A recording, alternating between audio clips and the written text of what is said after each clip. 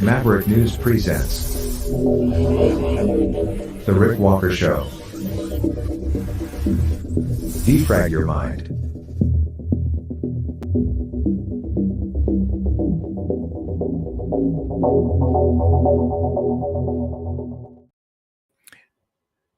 Good evening, Maverick family and new viewers. Welcome back to the Maverick News channel. Stacked program for you tonight. Zelensky back in Washington, D.C., begging for money. It won't come without strings attached. The United Nations General Assembly passing a resolution calling for a ceasefire in Gaza. A news anchor at WICU in Erie, Pennsylvania, dies. And we'll give you the information on that and a bit of a commentary as well about the way that story is being covered. We have a whole bunch of stuff to get into tonight, much of it surrounding this war between Israel and Hamas. And we have other stuff too. So don't go away. We'll be right back and we'll dig right into it.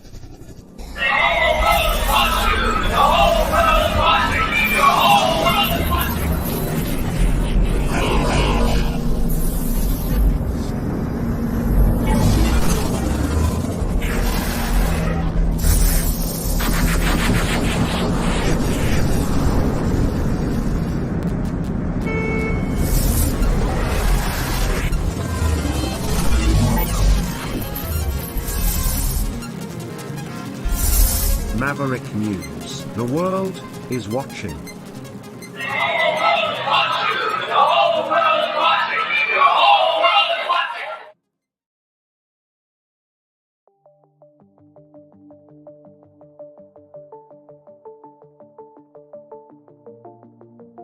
Greetings, brave Mavericks. Our quest for truth continues. We go beyond fake news. Together we expose propaganda. Together we pull others out of rabbit holes. We are maverick thinkers. We are all unique individuals, defenders of individual rights and freedoms, credible, trusted, grounded in reality. Maverick News, Maverick News. Defending free speech, Donate at freedomreporters.com. Do it now. Tomorrow may be too late. Maverick News. The world is watching.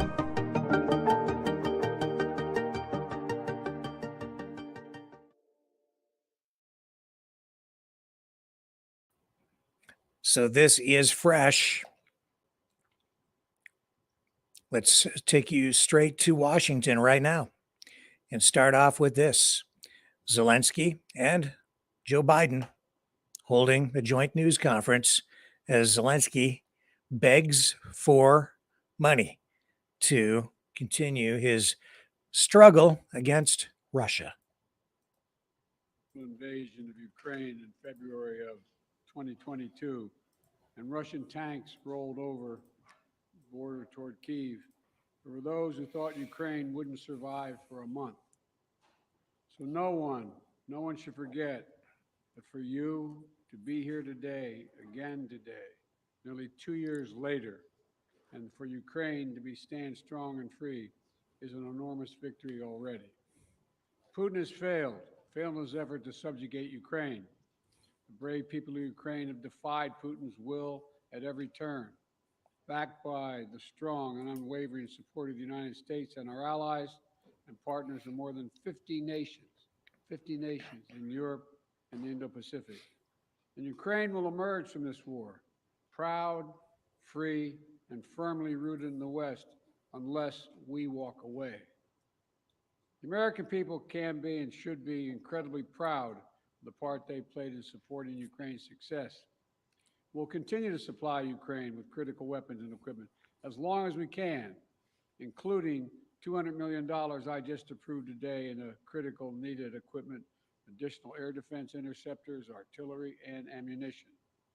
But without supplemental funding, we're rapidly coming to an end of our ability to help Ukraine respond to the urgent operational demands that it has. Putin is banking on the United States failing to deliver for Ukraine.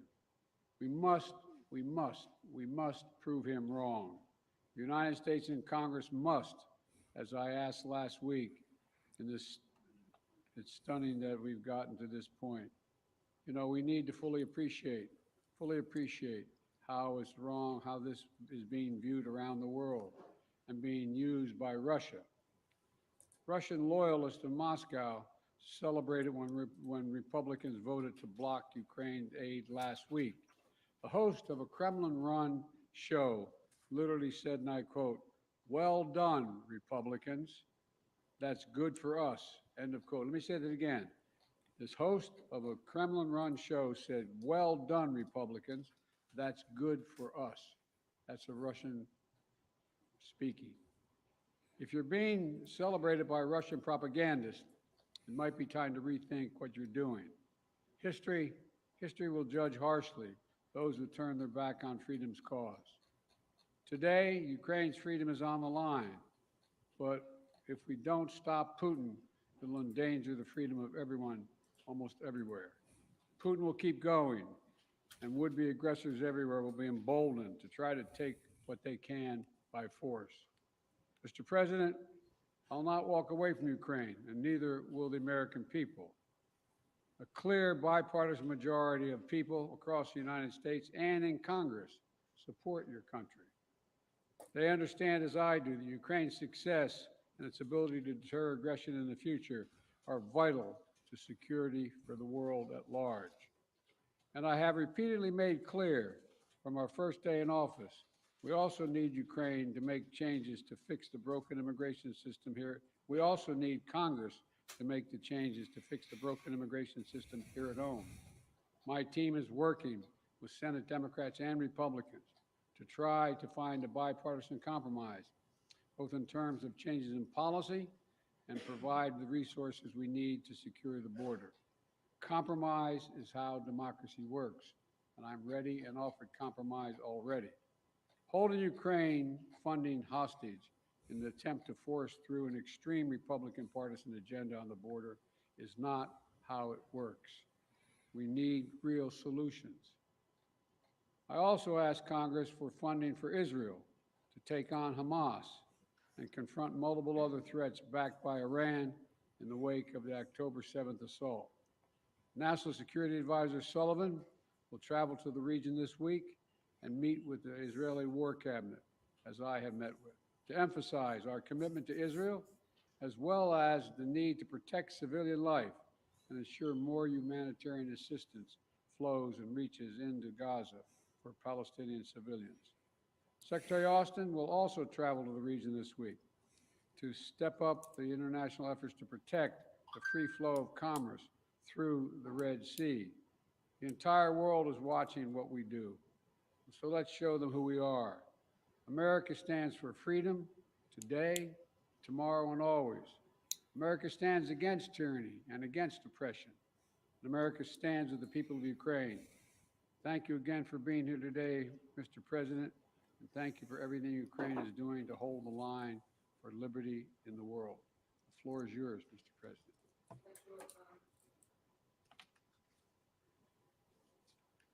Thank you very much, Mr. President, dear journalists. I'm glad to be here and personally thank you and tell you how Ukraine values what we've achieved together, defending life and freedom. In Ukraine, we are fighting for our country and freedom, and also in Europe, we say for our freedom and yours. And this motto resonates not only in our country, not only in our hearts, not only in Ukraine, but also in Poland and Baltic states, Moldova and others. When freedom is strong in one country, it is strong everywhere. When it burns in one soul, it presents its merits to others.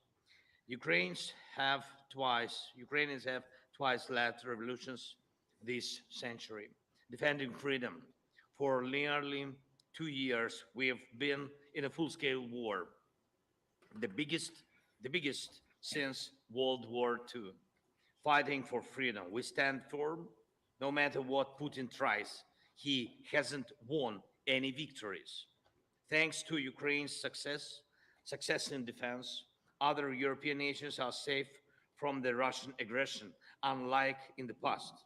Ukraine can now tackle the Russian dictatorship, so our children and other nations won't have to shed their blood and sacrifice lives defending against Russian aggression. We've already made significant progress. We've shown that our courage and partnership are stronger than any Russian hostility, and we've freed 50% of the territories Russia occupied after February 24th. And we won the Black Sea and are reviving our economy thanks to maritime exports. Ukraine's 5% economic growth this year proves our effective partnership. And we've shown no Russian missiles can overthrow the powerful American Patriot systems. Thank you very much.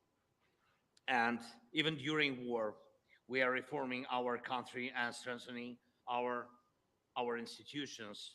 Today, President Biden and I discussed how to increase our strength for next year. First, air defense and destroying Russian logistics on Ukraine's land. Mr. President, thank you very much for your supporting us. And in these areas, like our victory in the Black Sea, we aim to win the air battle, crushing Russian air dominance. This will intensify our ground advantages in 2024 with our control of the skies. Who controls the skies controls the war's duration.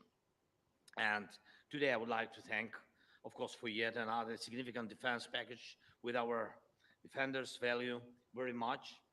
Second, yesterday I met with American defense company leaders. They advised us on how to make our defense industries work faster and more effectively. Thank you, President Biden, for this important initiative we started with you.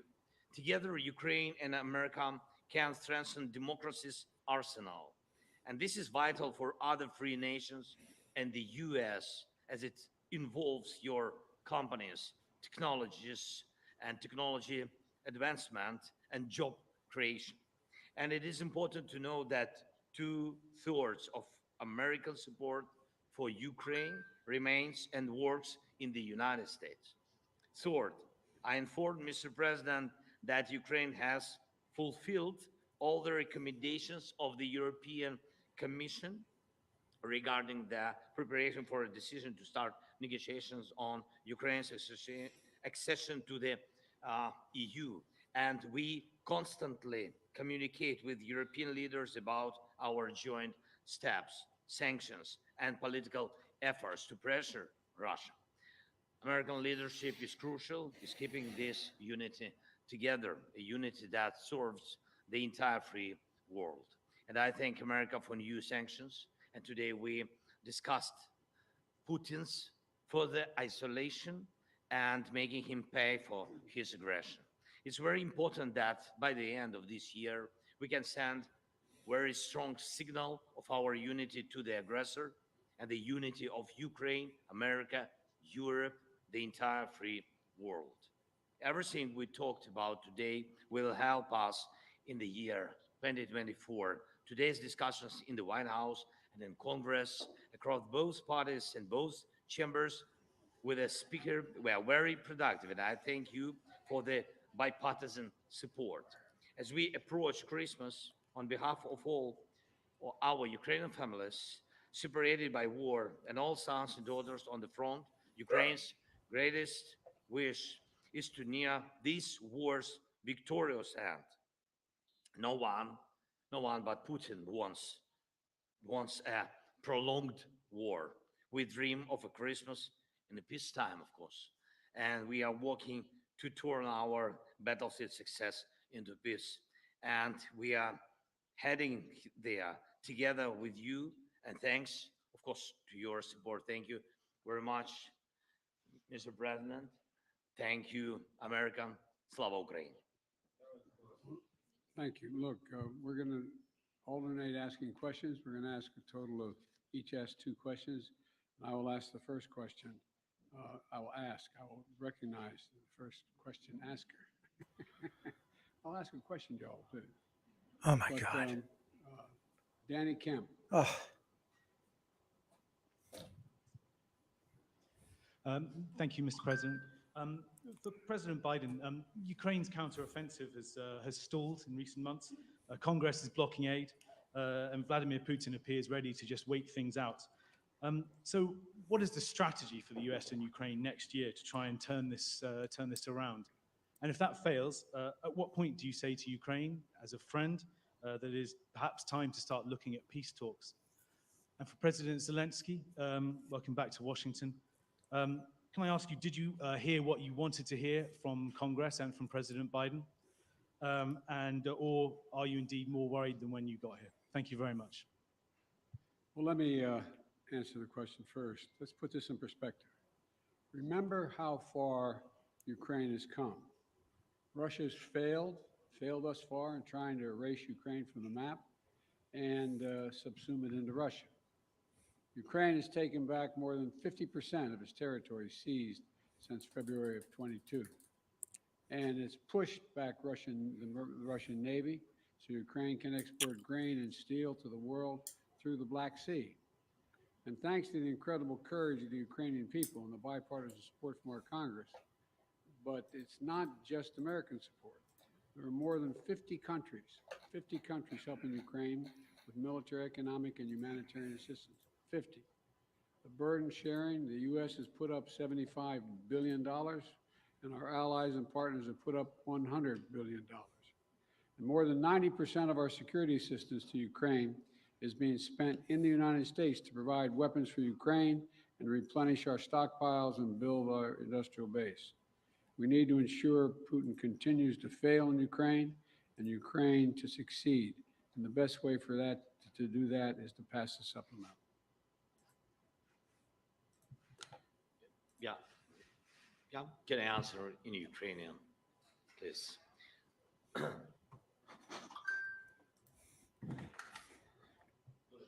Thank you. First of all, I would like to add to the words of Mr. President Biden about successes. I think that these were not easy successes. Nonetheless, they were quite serious. They were serious steps forward. Indeed, we gained victory on the sea. We destroyed ships of the Russian Federation. We throw the remnants of their fleet to Russian territorial waters. Yeah, they have something in the Black Sea, in the vicinity of our temporarily occupied Crimea, but we are going to proceed this activity. Our guys destroyed 20,000 of Wagner mercenaries. These are serious terrorists who were massing everywhere on African continent, in Syria, in Ukraine. There were a lot of mass, and nucleus of this terroristic organization is not existing anymore. Yes, we had a lot of problems, but nonetheless we were able to do this. Moreover, Russia were not able to seize any part of our territory, any village, any town. I'm not talking about large cities. And we are going to proceed with this. It is good without saying that we have objective, we have clear plan, but if you allow me, I am not able to tell you on public on the details of 2024 operations. If I heard what I want, I've heard a lot. Surely I told what I wanted to. I feel and experience this support from President Biden administration, from senators, and we've been talking with the speaker. I got these signals. They were more than positive, but we know that we have to separate world and particular result. Therefore, we will count on particular result. Thank you. Your turn to ask a question. Yeah, sorry. Direct Yeah. this. Телеканал Інтер, будь ласка. Inter, please. Ukrainian television news correspondent. Український кореспондент. Дуже багато республіканців сумніваються, що Україна може виграти цю війну. Україна повинна віддати певні території, щоб Such a step to cede the territories to stop fighting. And Mr. Biden, could you please clarify the policy and of your administration, the strategy of your administration on Ukraine? Is it about helping the country to defend itself or to win the war? Because it's obviously such a difference. I will begin. Okay. So first question to me. So your question is, If we are ready to give up our territories?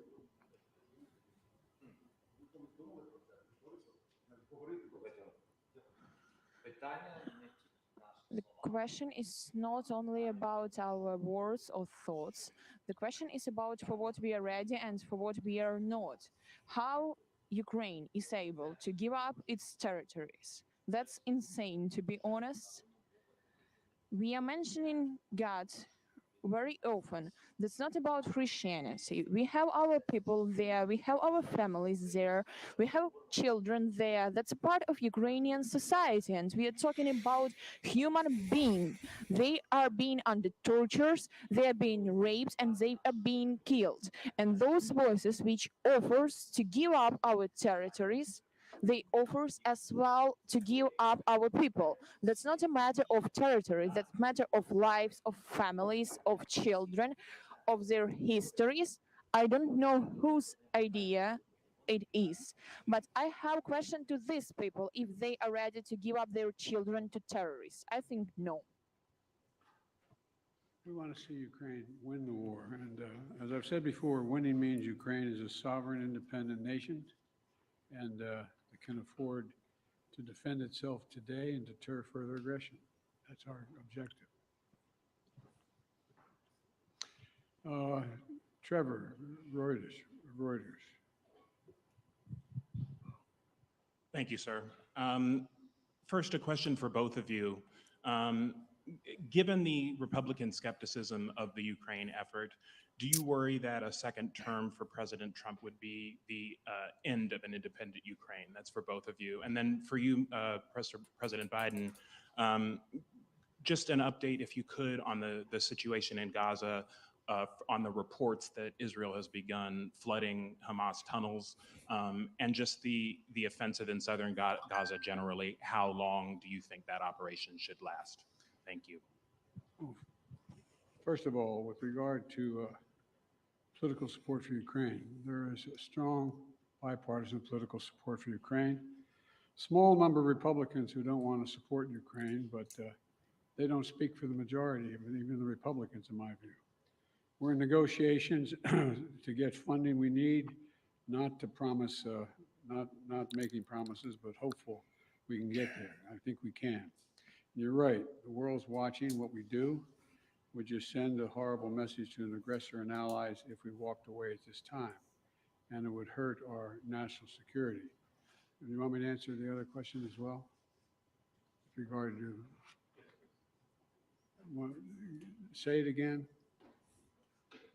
Sorry, so the question was just if you could talk a little bit about the Gaza operation, Israel flooding Hamas tunnels, and if you've had conversations with Bibi Netanyahu about how long that operation should last. Well, I have had conversations with Bibi Netanyahu, and I want to make sure that we don't forget what we're doing here. We have to support Israel because they're an independent nation that's being, I mean, the brutality, the inhumanity, the way in which Hamas treated the Israelis, and I mean, raping and burning and beheading. I mean, it's just beyond comparison, beyond comparison. And to anything else that I've seen since I've been here, and I've been around for a long time. But I think that we have made it clear to the Israelis, and they're aware, that the safety of innocent Palestinians is still of great concern. And so the actions they're taking must be consistent with attempting to do everything possible to prevent innocent Palestinian civilians from being hurt, murdered, killed, lost, etc. And look, it doesn't lessen their responsibility going after Hamas to innocent Palestinians and Hamas. Look, we have a responsibility to protect citizens and ensure they have access to humanitarian assistance. That's why I've worked so hard with our Arab friends as well as the Israelis to get humanitarian assistance into Israel, literally getting up to 140 trucks loaded with gear, loaded with food, loaded with everything that is needed by the Palestinians, including fuel. So, Israel has stated its intent to fulfill these responsibilities. It's very difficult. With regard to the flooding of the tunnels, I'm not, well, there is assertions being made that there's quite sure there are no hostages in any of these tunnels, but I don't know that for a fact. I do know that, though, every civilian death is an absolute tragedy. And Israel stated its intent, as I said, to match its words with its intent with actions. That's why I was talking about today.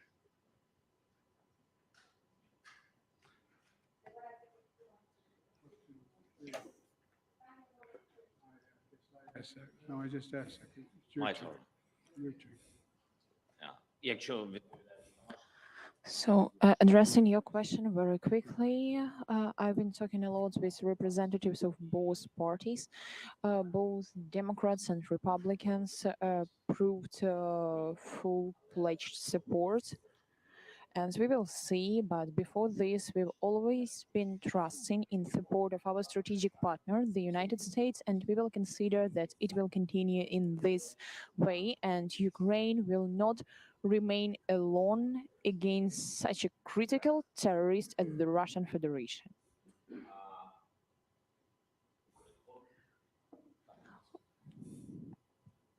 Thank you so much. My name is Yaroslav Dolgopol, Ukraine Foreign News Agency, Ukraine.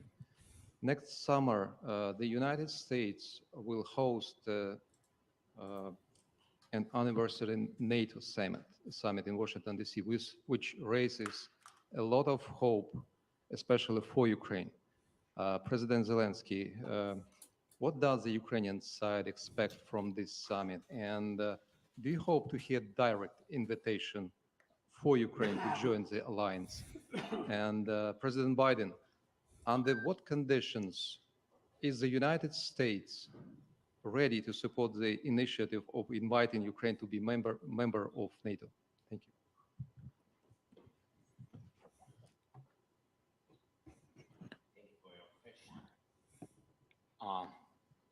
I will answer very quickly on this very complicated question. We are not allies till now. We are not we are allies, but we are not members of NATO. So that's why I think I will pass this question to our big friend, President Biden. Well, look, I'm very proud that how strong and unified NATO has become. And now it's even larger. Putin wanted the federalization of NATO when I met with him in Geneva right after I was elected. And he's gotten the NATOization of Finland instead. And NATO will be in Ukraine's future, no question about that. But as we said in Vilnius, Ukraine will become a member of NATO when all allies agree and conditions are met. Right now, we have to make sure they win the war. And, we launched a joint declaration of support alongside President Zelensky and the G7 leaders in Vilnius, outlining a long-term commitment to supporting Ukraine's defense needs. We also hosted a defense industry conference last week here in D.C. to get that critical work done. So it's a step at a time. Thank you all very, very much. This concludes the, thank you. Okay, so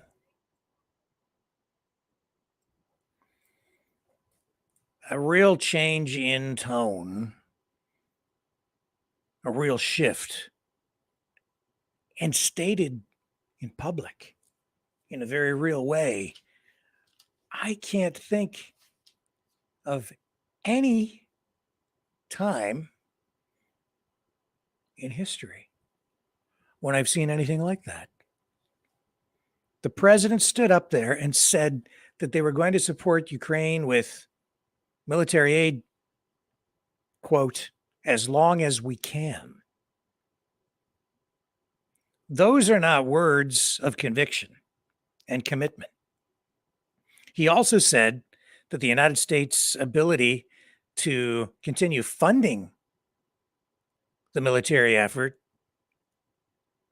in Ukraine is, again, quote, coming to an end, stating so publicly. Then turning around and in the next breath saying that he needs approval on this funding and is pushing for it.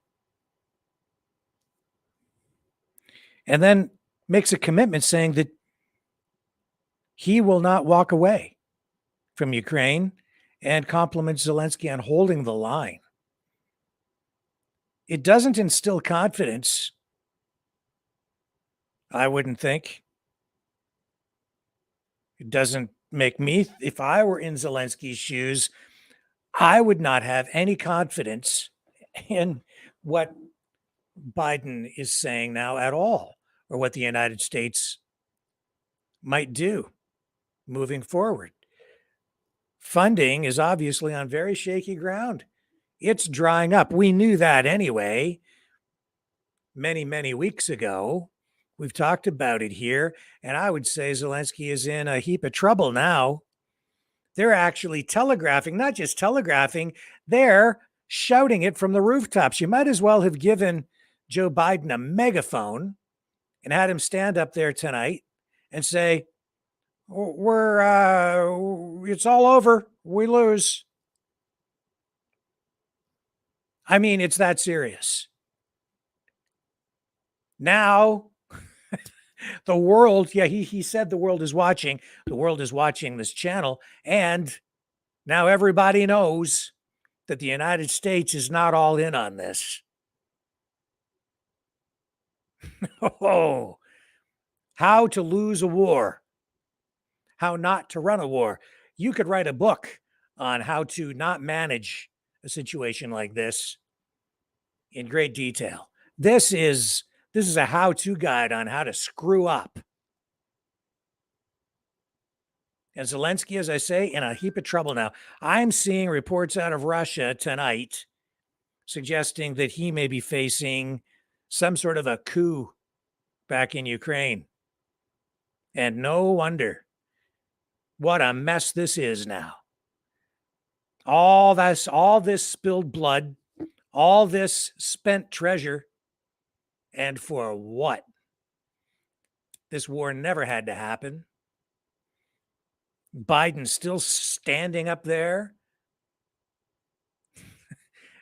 still talking tough while giving up. This is the thing about the United States. The U.S. gets blamed for so much. And it's because the American people just don't have the intestinal fortitude for this kind of stuff for too long. And this has gone on for quite a long time. People are tired of it. These kinds of things always start off strong because the governments in the West, every government, manufactures consent among the public to get support and to generate the funds that they need and justify it. But I'm sure that a lot of this money has been redirected, shall we say? And this is a disaster, a catastrophe. They better get to the table and start talking peace right away, because we know that, as well as we reported here about a week ago, major developments in Ukraine, in Crimea, We've seen Russian troops being sort of redeployed, redistributed. We've seen Putin order an increase in troop strength overall for the Russian military. And we confirmed about a week ago that a lot of these troops are being sort of repositioned. And as a result, we also confirmed that Ukraine was pulling back and taking up defensive positions in key locations, including the capital. It's pretty clear that the Russians are ready for some sort of additional offensive, new, fresh offensive, if they choose to move in that direction. And Ukraine's resources depleted, drying up, highly unlikely that you'll see much in the way of reinforcements coming and more. The money train is clearly coming to an end. Will Zelensky survive this? My guess is probably not. His time is limited now. His days are numbered. That's why we're seeing these reports that he might be facing some sort of a coup. Now, that could be straight up propaganda, but the reports are real. And sometimes even propaganda has a way of becoming a self-fulfilling prophecy. We shall see. He's going to have all of his political opponents lined up with knives behind their backs, hidden, ready to plunge into his back at the first opportunity now. And at some point, I would say, even the United States might be looking for some sort of scapegoat here, someone to blame for what is, it looks to me like it's turning into an absolute failure. They better do something to negotiate a settlement here, because if he doesn't have the funding, if they don't have the money, unless this is a ploy by the United States to get NATO's European partners to cough up more cash and more weapons, if that's not going down, then Ukraine is.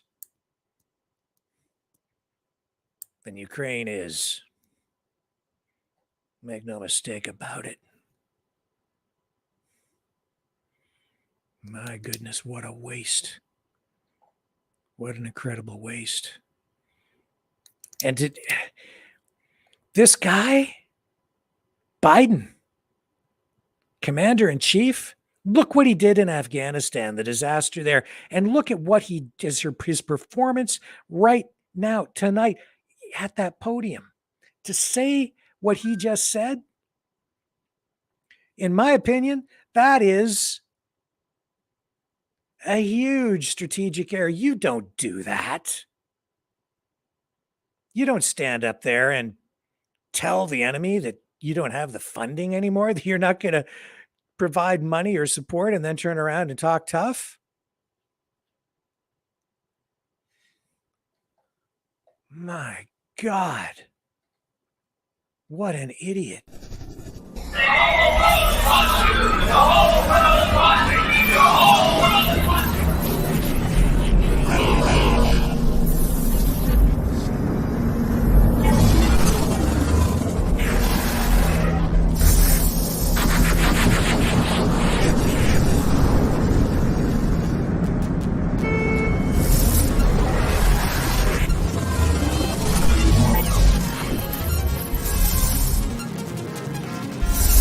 Maverick News. The world is watching.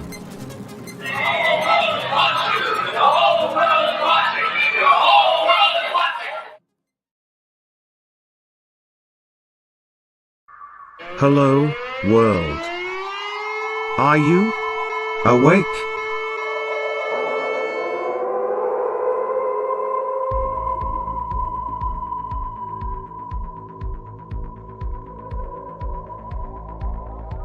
Uniting humankind by liberating millions of minds at a time. Maverick News. The world is watching.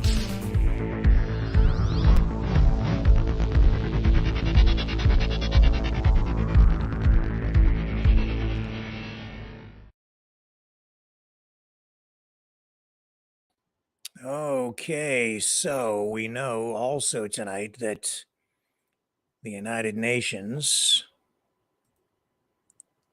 has just voted overwhelmingly in favor of demanding an immediate humanitarian ceasefire in Gaza. The vote in the 193 member world body was 153 in favor. Canada supported that, by the way, 10 against, 23 abstentions, 7 not present. So the support for this non-binding resolution was higher than it was for an October 27th resolution, which at that time called for a humanitarian truce, which led to leading to a cessation of hostilities. At that time, the vote was 120 to 14, with 45 abstentions. And in that situation, Canada abstained. And the UN General Assembly continues to meet at this hour, so let us just dip into that session to just give you a little taste of that. And I believe we have the United States here for you as they take the floor. And one moment and they'll be up. All of them, Palestinians, Israelis, deserve a peaceful future and the restoration of a political process leading to a two-state solution. I thank you.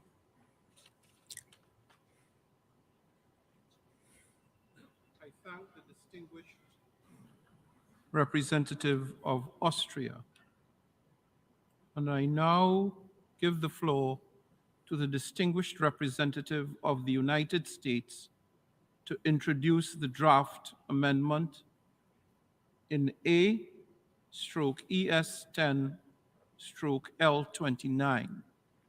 You have the floor, ma'am.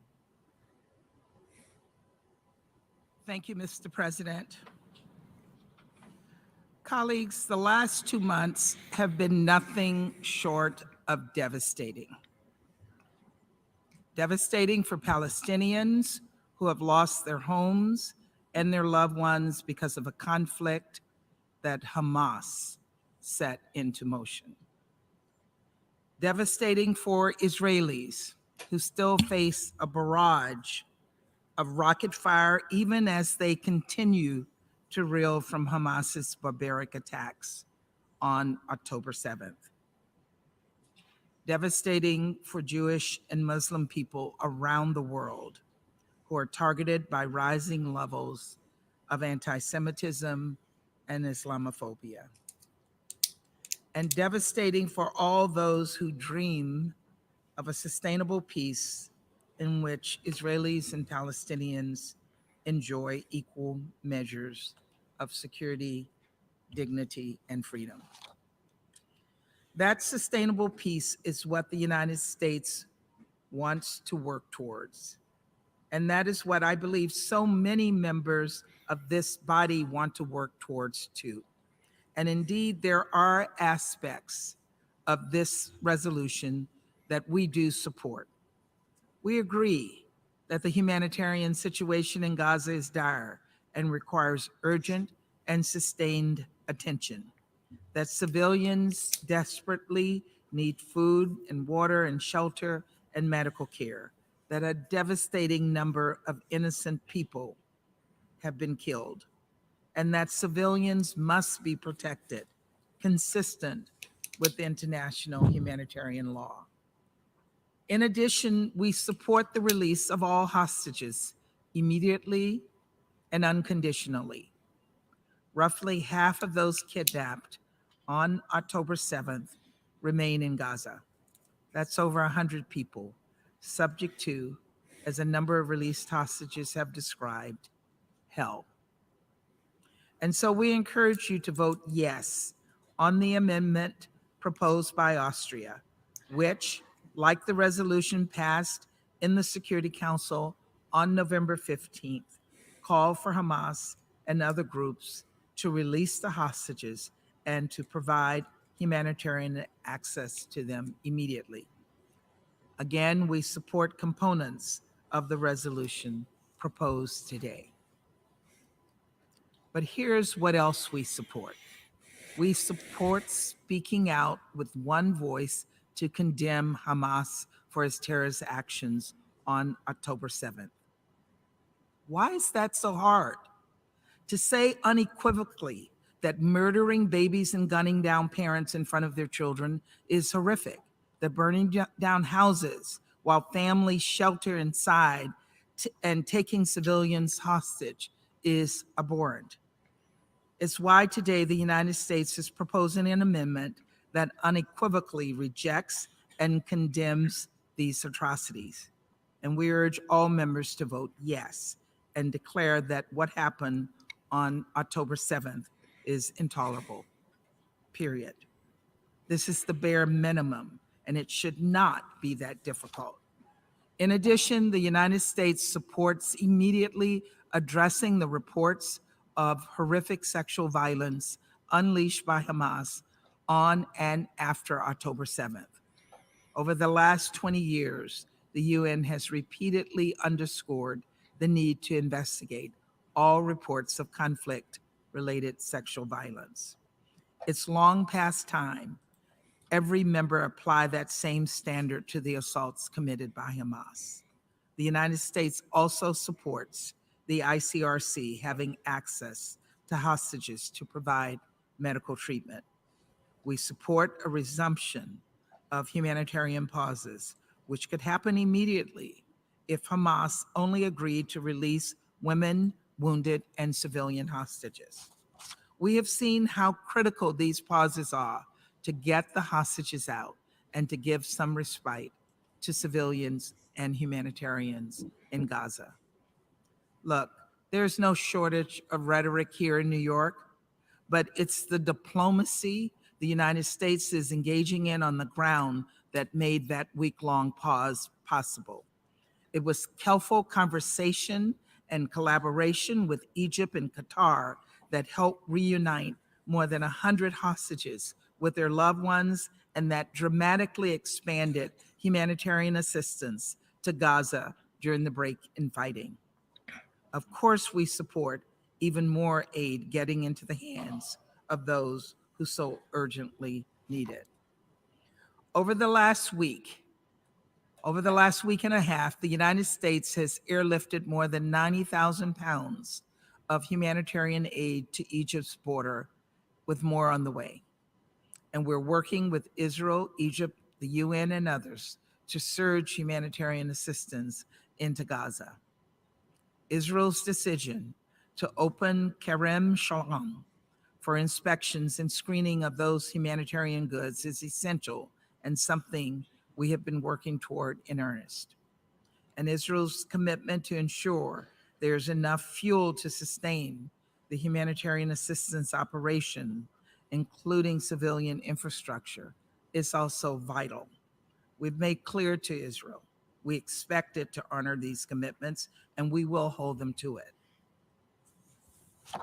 Colleagues, there's more we support. We support a more robust deconfliction mechanism to help protect UN and humanitarian personnel, far too many of whom have lost their lives while heroically working to save innocent people in Gaza. We support affirming that Israel, like every single country on earth, has the right and the responsibility to defend its people from acts of terrorism. Because we know that Hamas intends to repeat the horrors of October 7th again and again and again. A senior Hamas official said so himself on television. Indeed, it was Hamas that broke the 7-day pause last month by committing a vicious terror attack in Jerusalem, firing rockets into Israel, and then failing to release the hostages it had pledged to release. Let's be realistic here. This is a terrorist group that no member state would tolerate living next to. So long as Hamas remains driven by its murderous ideology, Any ceasefire right now would be temporary at the best and dangerous at worst. Dangerous to Israelis, who would be subject to relentless attacks, and also dangerous to Palestinians, who deserve the chance to build a better future for themselves, free from Hamas, a group that hides behind innocent civilians rather than protect them, and that co-ops civilian infrastructure to wage conflict. Of course, how Israel defends itself matters. Israel must avoid mass displacement of civilians in the south of Gaza. It must ensure sufficient humanitarian assistance to those who have fled violence, and it must allow civilians in Gaza to return home as soon as conditions allow. We will continue to press at the highest levels for this and for the protection of civilians as Israel pursues legitimate military objectives. Because perhaps most of all, while we cannot support a one-sided Security Council or General Assembly resolution that ignores so much of what we all stand for, we desperately want to see an end to the cycle of unceasing violence. Colleagues, our goal must be to stop the death, the devastation, and the destruction for the long term. And that is simply not a future Hamas wants to see. So as we address this immediate crisis and work to surge humanitarian assistance to the Palestinian people, we must also work to build a foundation for a truly sustainable peace, one where Israelis and Palestinians can live side by side in states of their own, so that the next generation and the generations to come need not experience the devastation of the last 2 months and finally realize freedom, security, and peace. Thank you, Mr. President.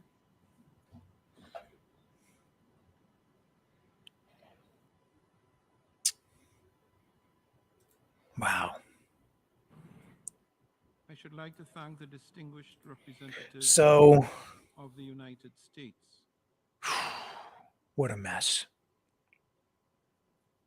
The representative The United of States, Egypt Israel finding themselves, has I think, moved increasingly that the debate on isolated agenda here. item 5 be suspended at this stage The for the Assembly to proceed United to States the voting against consideration of draft the resolution main resolution calling ES for L27, a and that the ceasefire. debate would continue after the action on the draft resolution.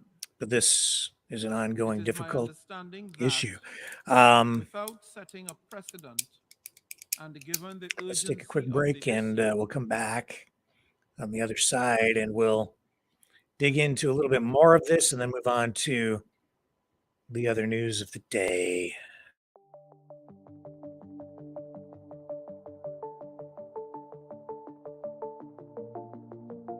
Greetings, brave Mavericks. Our quest for truth continues. We go beyond fake news. Together we expose propaganda. Together we pull others out of rabbit holes. We are maverick thinkers. We are all unique individuals, defenders of individual rights and freedoms, credible, trusted, grounded in reality. Maverick News, Maverick News. Defending free speech, free speech. Donate at freedomreporters.com. Do it now. Tomorrow may be too late. Maverick News. The world is watching.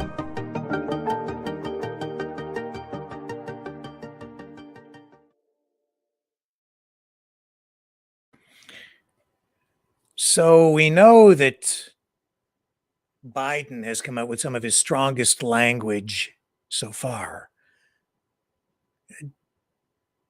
telling Israel that they're losing support in the world community.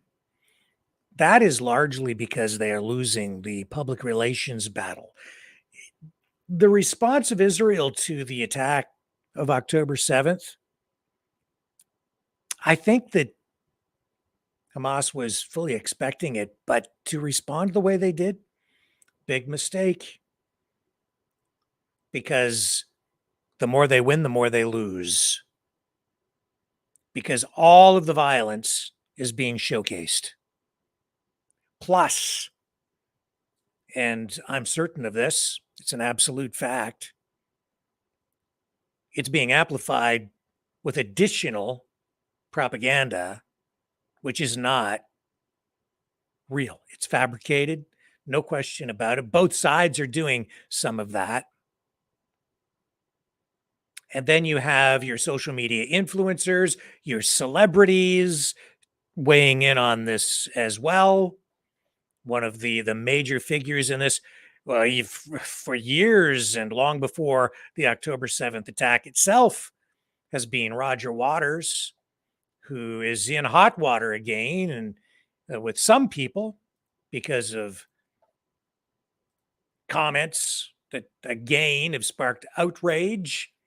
In this case, it's a pro-Palestinian gesture that is drawing attention to Roger Waters. Here's a Newsweek post about that.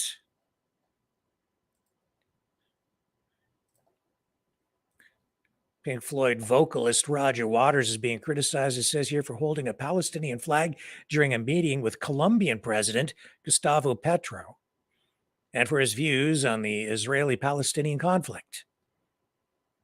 Talks about the attack itself, how many people have died.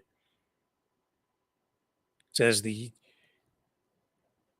U.S. veto to draft United Nations Security Council resolution. This was the previous one from before, and this one today they did not vote in favor of. And at Roger Waters' concerts for a long time, he has been very pro-Palestinian.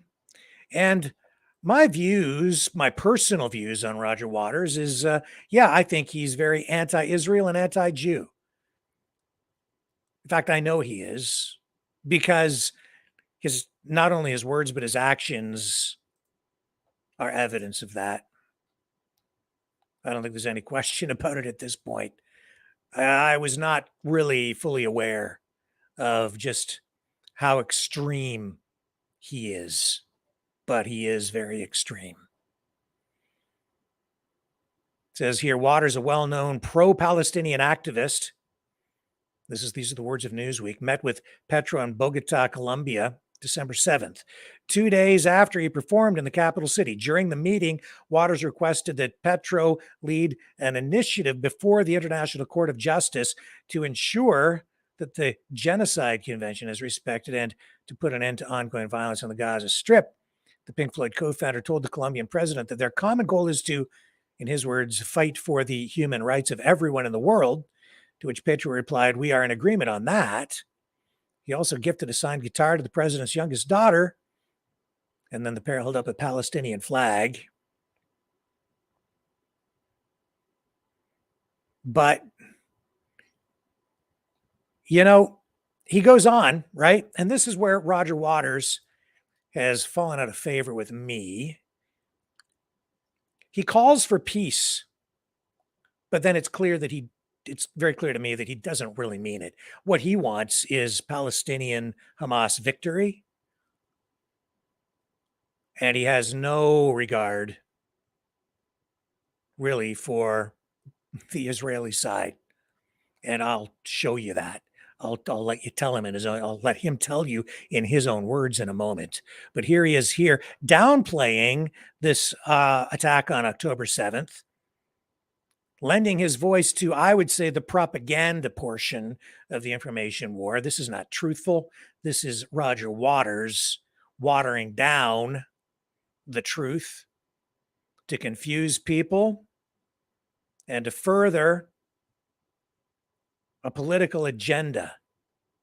Exactly how he is involved or who might be influencing him, I don't exactly know, but I can see which side he's lined up on, and I can see which countries and political allies he's aligned with. Very clear to me, but right here, he's downplaying the attack, saying, we don't yet know what happened on October 7th. He says, maybe there were some individual cases of civilians getting killed.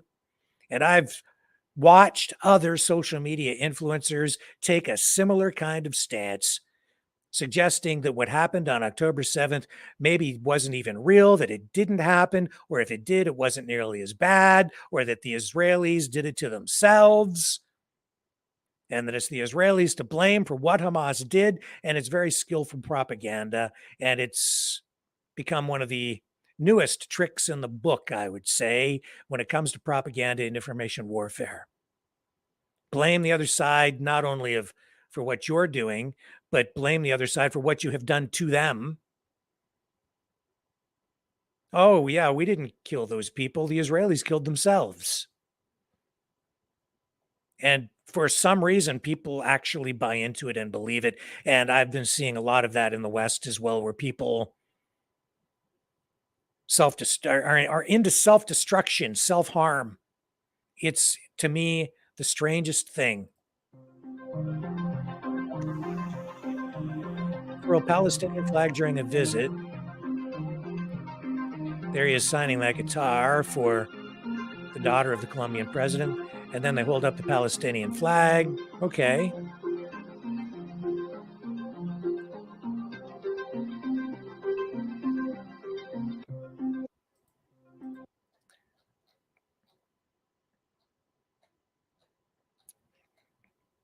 But it's this downplaying of the attack on the 7th, as though, oh, it doesn't, it wasn't that bad. Probably didn't even happen, essentially, is what he's getting at. He says, I want American people, Americans mostly, to understand the plight of the Palestinians, to understand what it means to live under military occupation, to understand the concept of ethnic cleansing, the meaning of apartheid, where it applies and where it doesn't with regard to Israel, and so on. Our few so said. I don't know. We've lost track of where we're at in this story. Okay, but the point is, there are two sides to the story, two sides to the conflict. If someone is putting all the blame on one side and not the other, then they've picked a side, and they seem to be pretty biased to me. And given what Roger Waters has done in the past and what he's doing now, I don't put a lot of credibility in him, but he has such a huge voice, a massive worldwide megaphone, and he's been using his concerts to, push his political beliefs, his political agenda, to the point where he's really alienated a lot of the people in his life because he is so extreme. And yet more and more people are talking like him. I find it honestly disturbing because it's not balanced. Here he is in an interview just recently with Abby Martin. I don't know. Maybe I'll lose some friends here tonight because people are so polarized on this whole thing. But I'm just not into this death on either side, and I see. This is not accurate. This is not truthful discussion. Not really. Sorry. Just isn't. Crimes, probably. It's 75. He's making excuses here. Okay, but did some of... Sorry. Restart. Okay, but did some of Hamas commit war crimes? Probably. It's 75 years they've been occupied. Let's get this absolutely straight. And this is what they're trying to string me up on the lamppost for. Okay. Did they commit war crimes? Well, yeah, but a war crime is a war crime is a war crime. But they've been occupied for 75 years. Yeah, you know what? World War II happened. World War I happened. All of this history happened. The United Nations established Israel in a vote. After these wars, they carved out places on a map so both sides had a place to live. And after all this time, the conflict rages because you know that, okay, so Israel had a toehold in there, what the Jewish people did. They'll tell you otherwise, people like Roger Waters, but they've always been there to some degree or another. And then after World War II, the Balfour Declaration, and in they come and they establish the state of Israel, but the Palestinians will not accept it. And backed up by, you know, many of the Arab nations around them now and the BRICS nations as well. And left-wing political activists like Roger Waters, they have the support of the left now. And they just will not accept it. And so the conflict continues. And I'm not defending anything Israel has done in Gaza with regard to the way that civilians have been affected by this at all either. Both sides do not have clean hands here. But this, what he's saying here is, yeah, they committed war crimes, but no but. And then let him go on and listen. Is they have a legal and moral right to bear arms against the invader and the occupier of their land. There, I've said it again. Go and get the ropes. String me up from the nearest lamppost. It's Well, I don't want to string you up, Roger, but it's just not that simple, because you're just making this assertion that Israel has no right to be there, that they have to get the hell out. That's basically what you're saying. This is not a serious discussion. This is an extreme position. It's anti-Israel. It's anti-Jewish.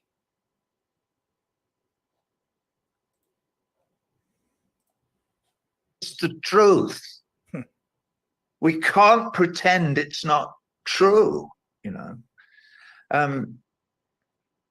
So it's well, I know it's difficult for everybody, but nobody can imagine what it's like being in Gaza, particularly. I can't. I mean, it's unprecedented.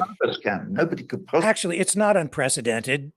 Unfortunately, we've seen many things through history where people have been forced to live in unspeakable conditions in war zones. We've seen mass genocides throughout history.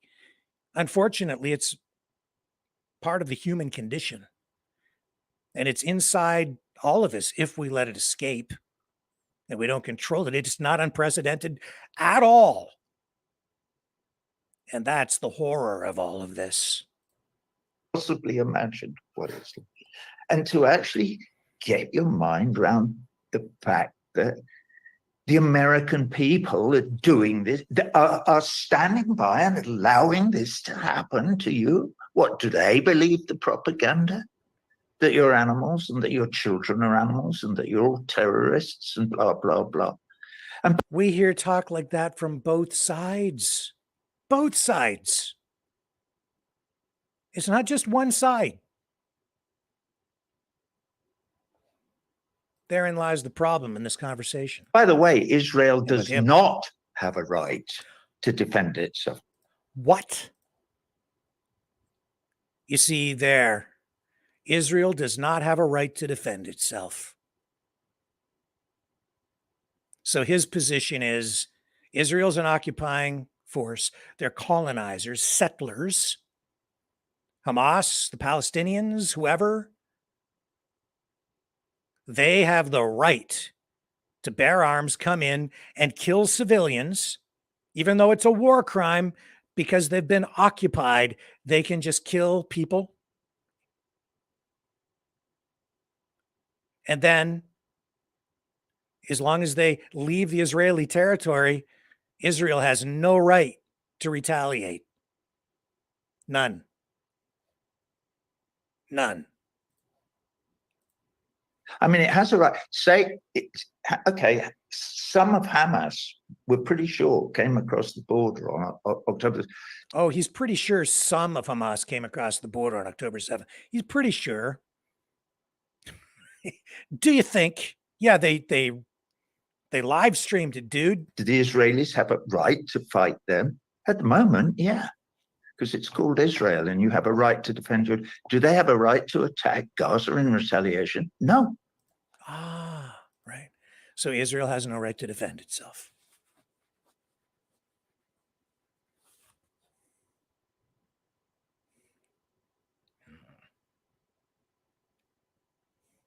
Hearing way too much talk like that. See, it's just I'm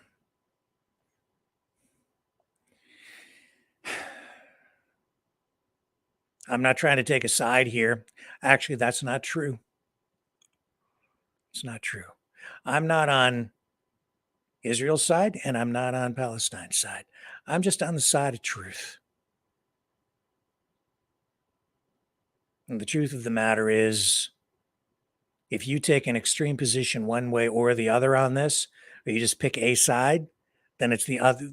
Both sides want to exterminate each other. And then we've got a true humanitarian disaster on our hands and a full-scale genocide potentially. And it's not acceptable either way, in my view. And this kind of propaganda and rhetoric is not helpful because it is designed to polarize people even more. He's encouraging people to take an anti-Israel, anti-Jew stance to support Palestine, knowing full well that that kind of rhetoric undermines support for funding, blah, blah, blah. If the United States doesn't support Israel, it's gone, man.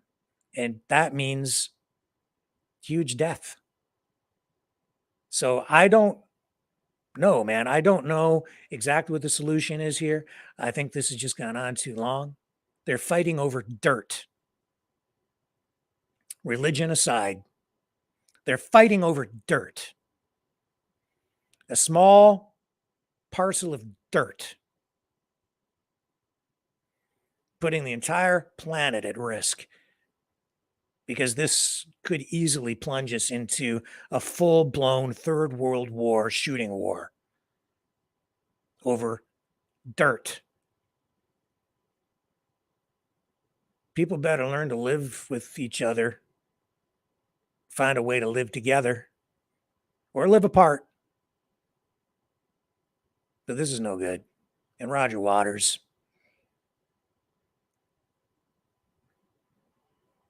sorry. You lost me, man. You lost me. Back there. Should have been paying closer attention a long time ago.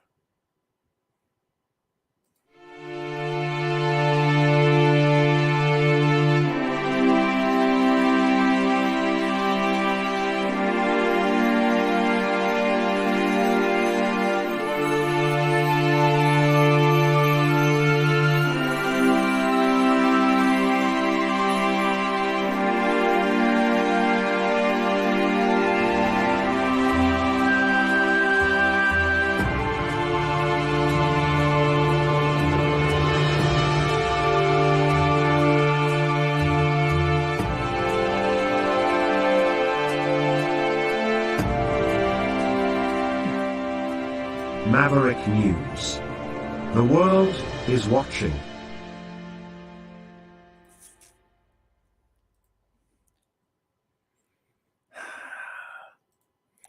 Difficult to sit in this chair these days.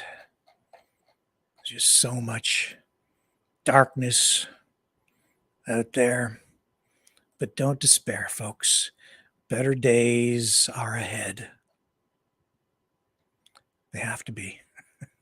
They just have to be. And yet the propaganda continues. And here's another example. The New York Times. What a rag.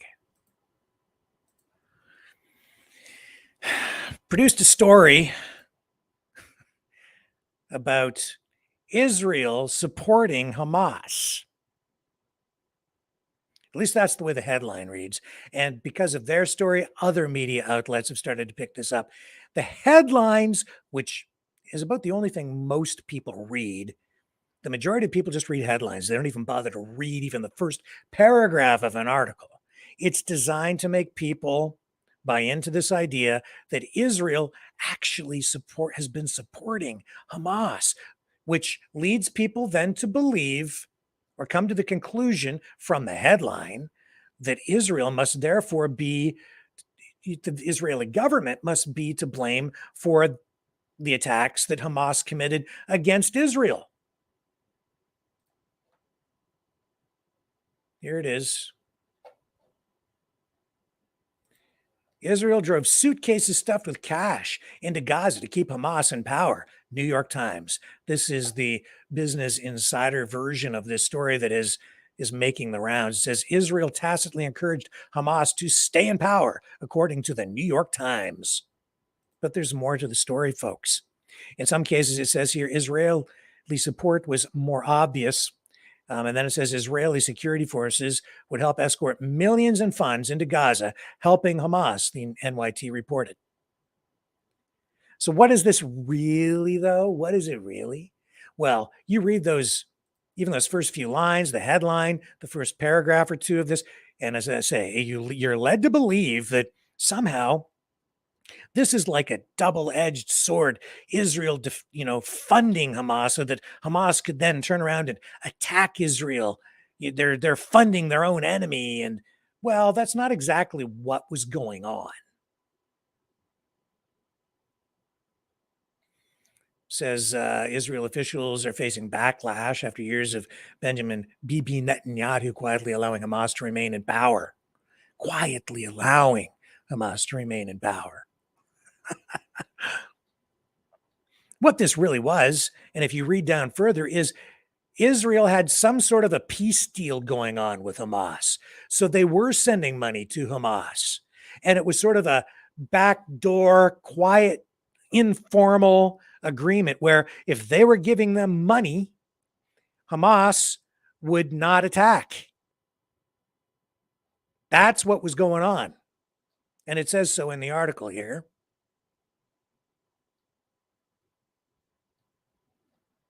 In 2018, Netanyahu's administration came up with a plan, according to the New York Times, as part of a peace agreement with Hamas.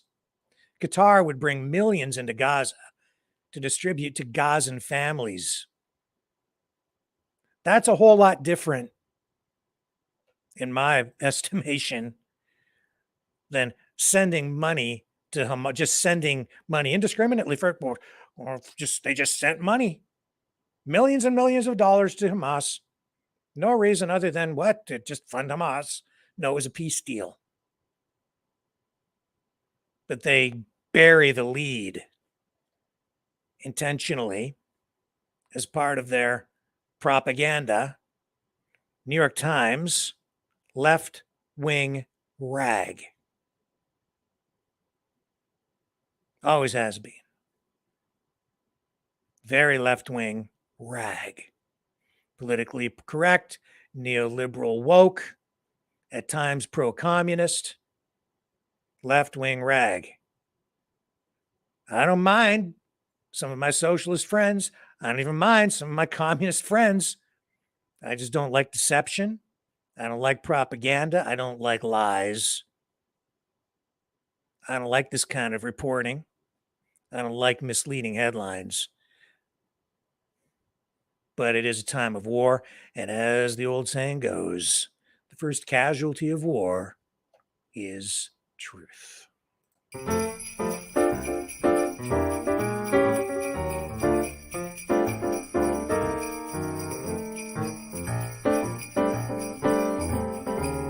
Jingle bells. Trudeau smells. Biden laid an egg. Klaus Schwab's deal has no appeal.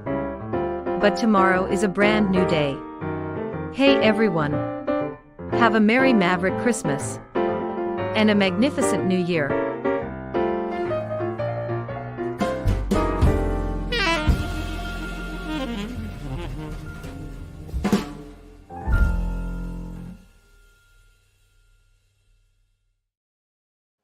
Okay, and let's pick up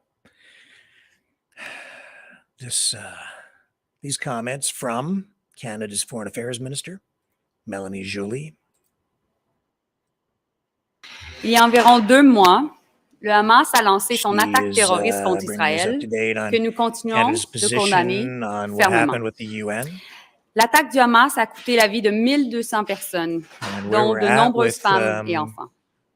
Le Canada continue de pleurer la perte de 9 Canada's Canadiens response and et why de tout Canada voted in faire en son favor pouvoir of pour the ramener la General Canadienne Assembly disparue à la resolution maison. calling for a Les ceasefire. Israéliens et les communautés juives du monde entier continuent d'éprouver de la douleur et du chagrin pour le peuple israélien.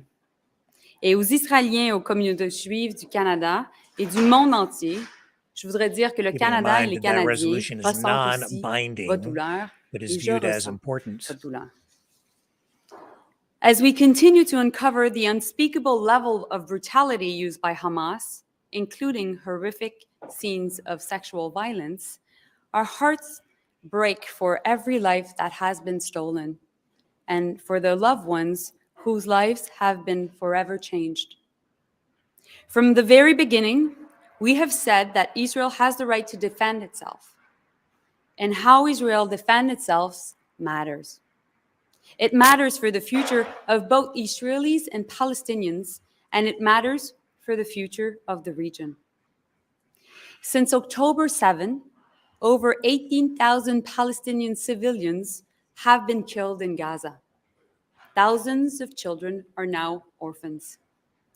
Countless Palestinian civilians in Gaza are suffering without water, food, fuel, or medicine, and their homes have been reduced to rubble.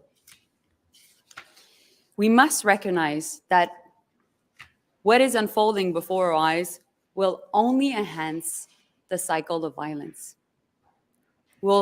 This will not lead to the durable defeat of Hamas, which is necessary, and the threat that it poses to Israel.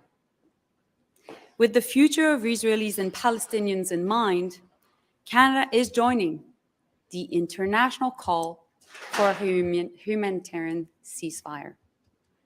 We have done so in a joint statement with Australia and New Zealand earlier today, and we have done so this afternoon at the UN. Nous devons reconnaître que ce qui se déroule sous nos yeux. Okay. So that's enough. We know where we're at now with all of that. And we know that Republicans are pushing back against Biden's proposed aid package for Ukraine, which also includes funding for Israel, because they want U.S. border operations defined and more robust defenses at home on the domestic borders. And if they don't get that, they're going to have a rough time getting approval for additional funding for these wars. So today, Zelensky met with lawmakers on Capitol Hill, including with senators. He was in that closed-door meeting this morning. And then after, he met with House Speaker Mike Johnson. And that's the guy right there that Zelensky had to make an impression with, because he's been one of the biggest obstacles to Biden's call for ongoing funding.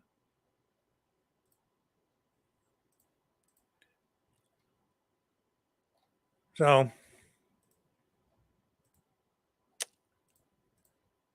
not looking good for Ukraine, and honestly, not looking good for Israel, because they really, at this point, have lost so much public support by pushing back so hard. Definitely, in my view, a mistake. Should not have done that. I knew it was a mistake. Didn't want to see that, but that's what they did. You know? Nope. And Hamas never should have done what it did on October 7th either. It's a mess, and it is not going to end anytime soon. Even if they get the ceasefire, this thing's not over. I mean, I have my own views on what I would do to resolve the whole thing, but they're pretty much irrelevant because nobody's going to listen to me anyway. And I would say this, I don't think it's going to matter what happens. This conflict will not end as long as Israel is there and as long as Palestinians are living next door in any way, because the Palestinians are not going to accept it. And it's a long-term disaster in the making, a long-term catastrophe, because Israel's survival as a nation state in that location is based on a couple of things in the long run.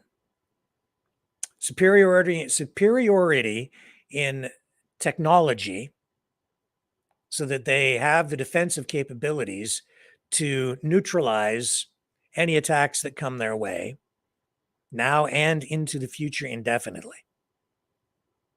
And at some point, their adversaries will gang up, combine forces, develop new technologies, something to get around what they have.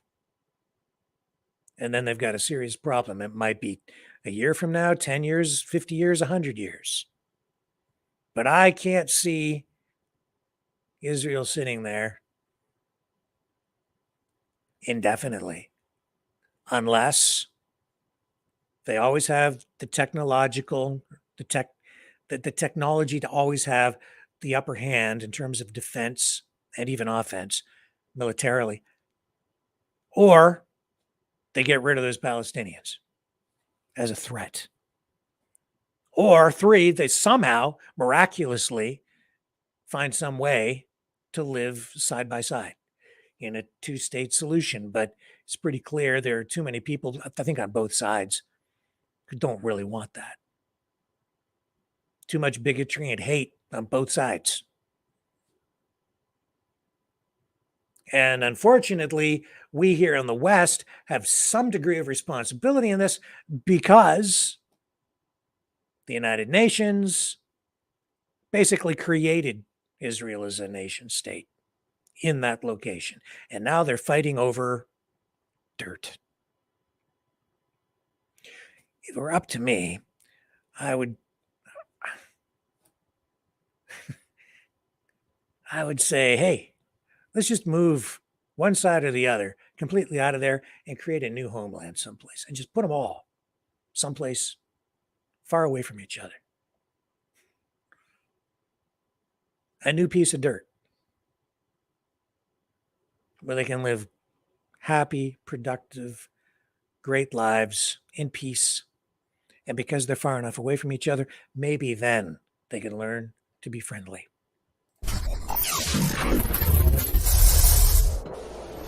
The sharing of biased and false news has become all too common on social media. More alarmingly, some media publishing things that simply aren't true without checking facts first. Unfortunately, some members of the media use their platforms to push their own personal bias and agenda to control exactly what people think, and this is extremely dangerous to our democracy. In an ocean of lies a century deep, the truth awaits. Choose not the red pill. Choose not the blue pill. For both are an illusion. Discover the power of M. The power of individuality. We are Mavericks. We are the way to the light. Fear not the storm. Join our quest for truth. Truth will set you free. Maverick News. The world is watching. I'll tell you what I don't want to do. I don't want to fight World War II all over again as World War III. People just can't let things go. What is it? Why?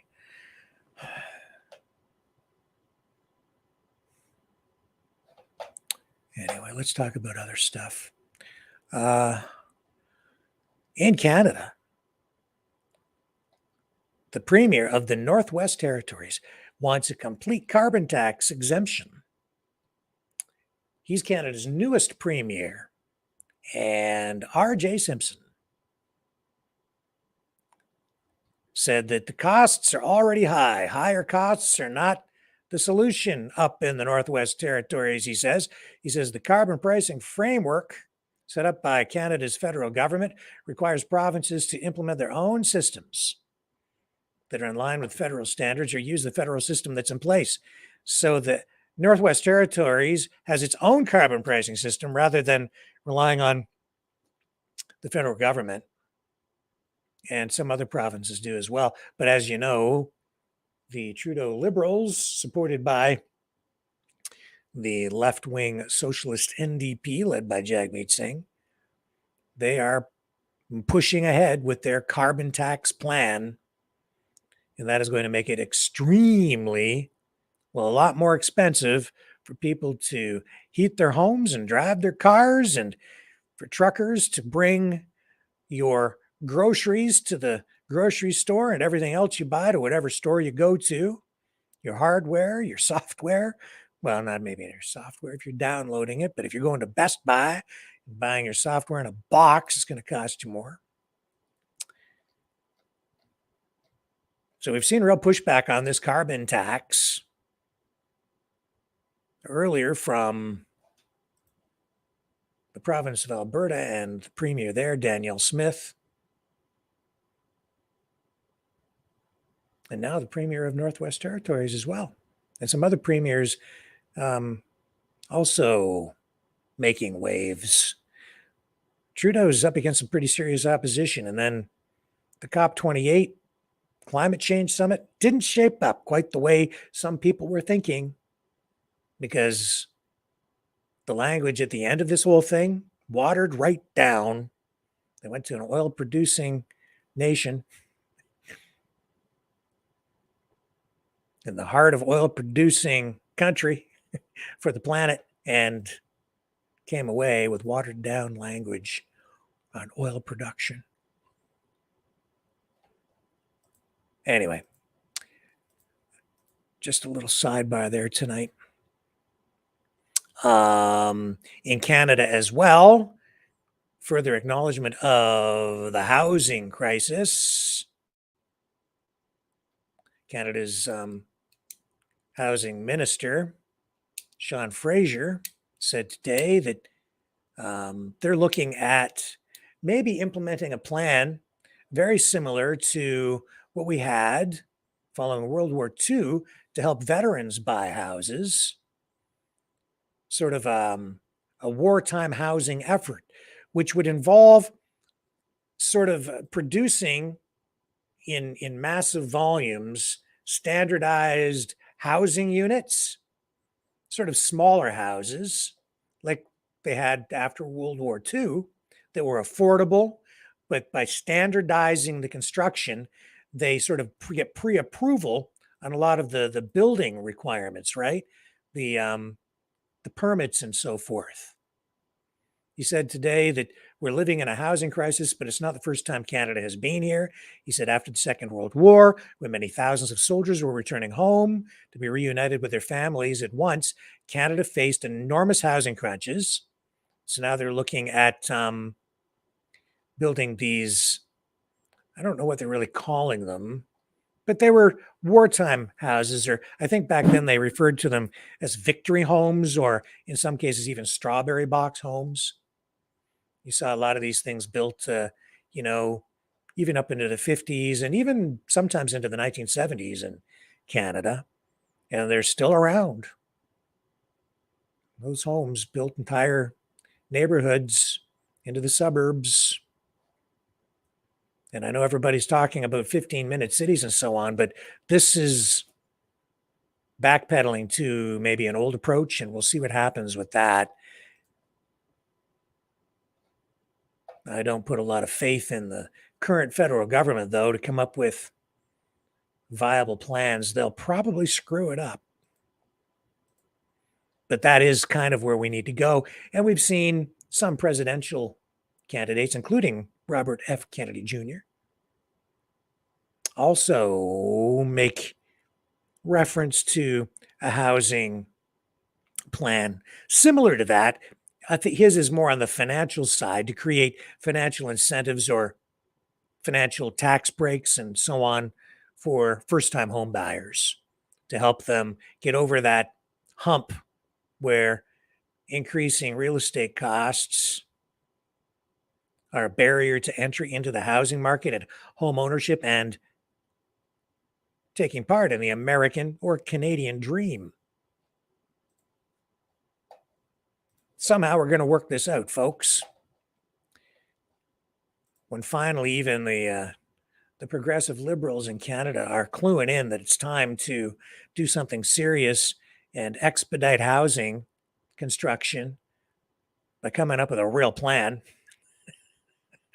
you know the time has come to actually start to find solutions. So hopefully this will lead to something productive. And I don't think Justin Trudeau is going to be around much longer anyway, maybe another year at tops. And then we'll have an election and hopefully we have a change of the guard. Tonight also wanted to bring your attention to this story about this news anchor at WICU TV, Erie, Pennsylvania, a channel that I used to watch when I was young, just as a note. But the news anchor there, Emily Matson, sorry. I don't watch Erie anymore. I don't get the station down. Well, I could watch it. I have access to it somehow. But anyway, I just don't watch much TV anymore. She passed away. And while this is sort of a local story, it started to make national and even international headlines, with headlines that Emily Matson died suddenly. Died suddenly. Well, you use language like that in your headline, and you know what people start to think of immediately. When someone dies suddenly, what are you thinking of? So today I saw some posts from some social media influencers that even I know personally, who were reposting this and saying that the cause of death was not being revealed, leading people to, of course, speculate about maybe something might have been the cause, except that ain't the case. And I'm disturbed as a journalist and just as a human being by what I saw today with regard to that story.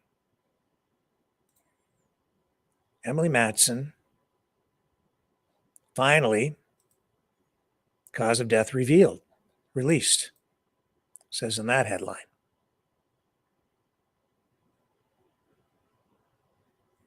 But do you know why initially the cause of death was not revealed? There's a cause of death which is very often not revealed for compassionate reasons, out of respect for family members.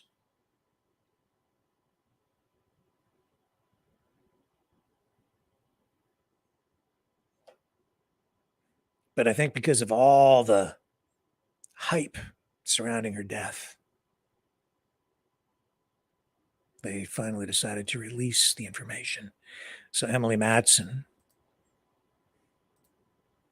well-known anchor in her community, she didn't die because of this thing here in the arm.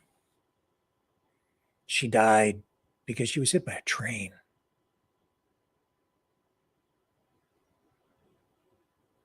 and they're saying it was suicide.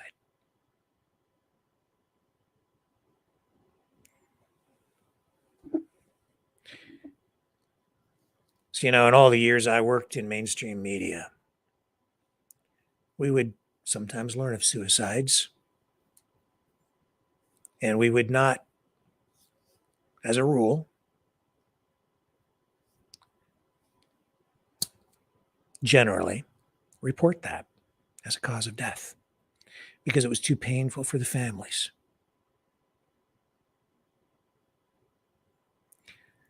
When I sit in this chair, I try to be honest and truthful and responsible. And I have to tell you, I got sick to my stomach today when I saw what was being done with her story.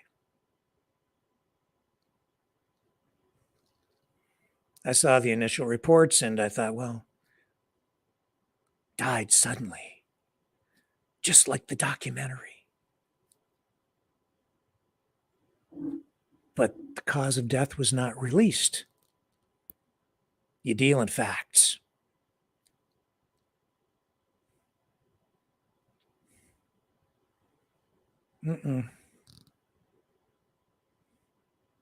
Clickbait.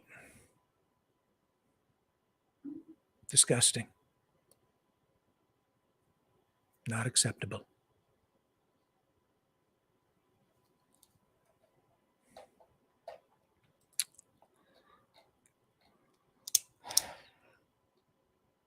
Think about that, folks. Yeah, I know people don't trust the mainstream media anymore. I get it.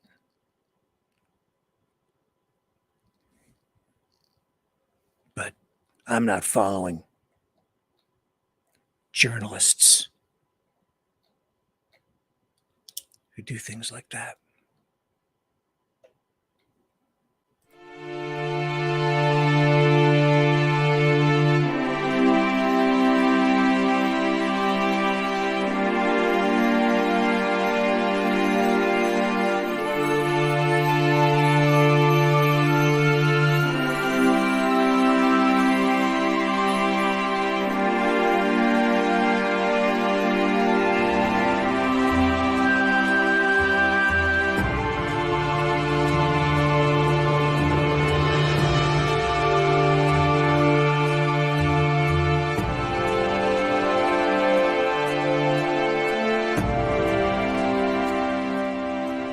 Maverick News. The world is watching.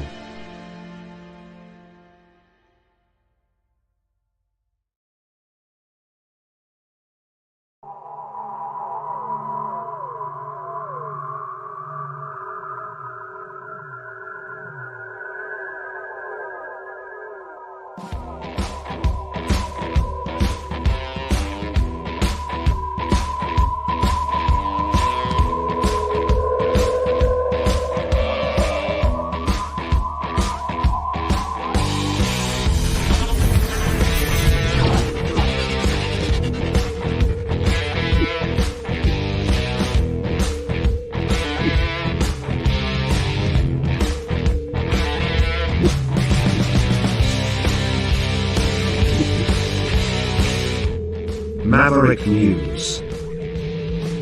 The world is watching.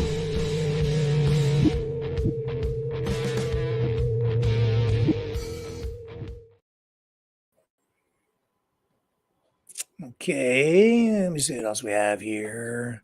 Make sure I'm not missing anything.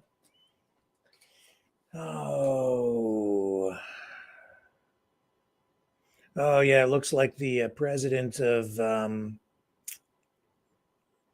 Harvard will not be stepping down. Looks like she has survived the backlash from a congressional hearing into the rise of anti-Semitism on university and college campuses, where some of the presidents of various universities were sort of being held accountable for the actions and words of pro-Palestinian protesters on their campuses.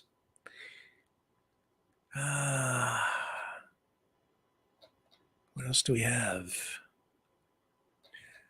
I think we're just about at the end of all of that. So,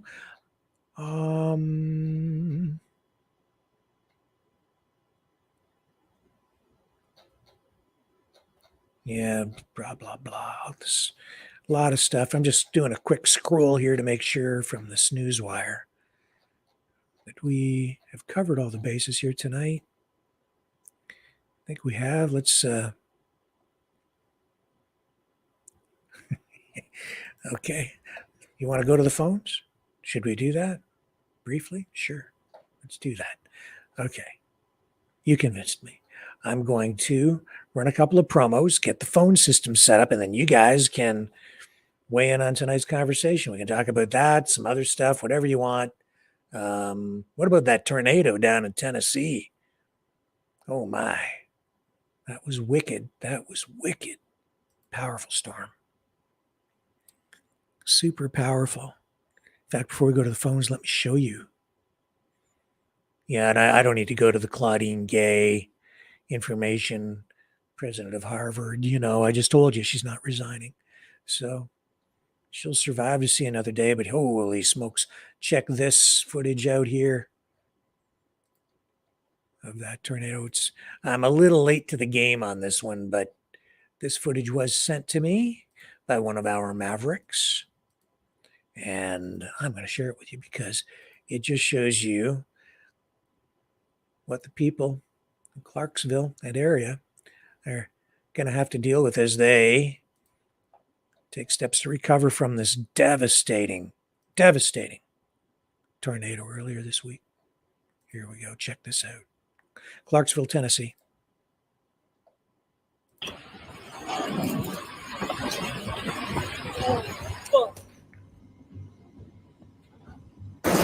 Oh my god! Oh my gosh! Whoa! Transformer just blew. Oh my god! Oh no!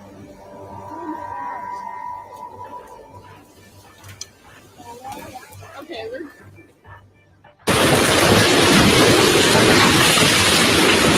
Oh my god! Oh my god! What the fuck? Oh my god, what? Oh shit.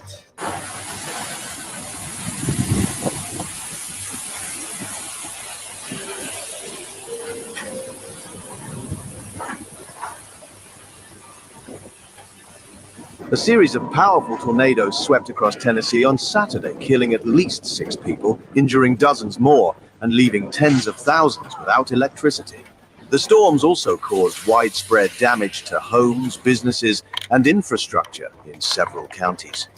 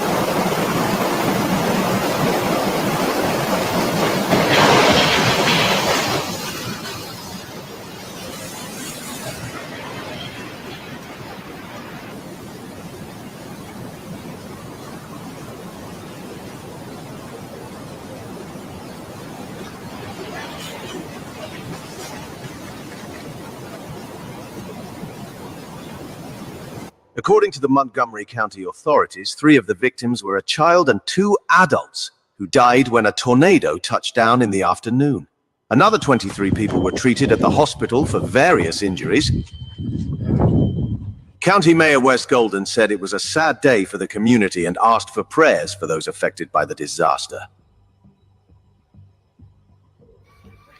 You're welcome.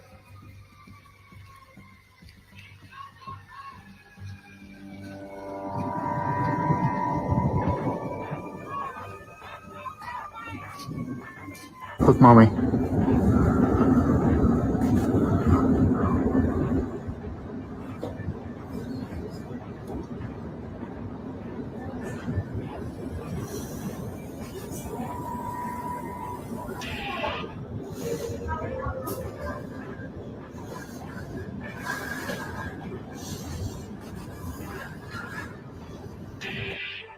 Three more fatalities were reported in the suburbs of Nashville, where the Nashville Office of Emergency Management said the tornadoes had caused catastrophic damage to some areas. The National Weather Service had issued a tornado emergency alert earlier in the day, warning residents to take shelter immediately. Oh shit. Oh my God.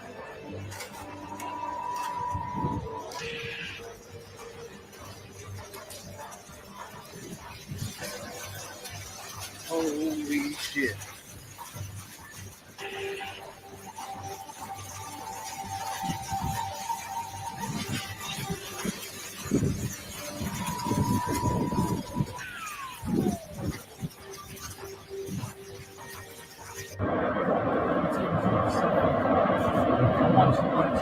Wow.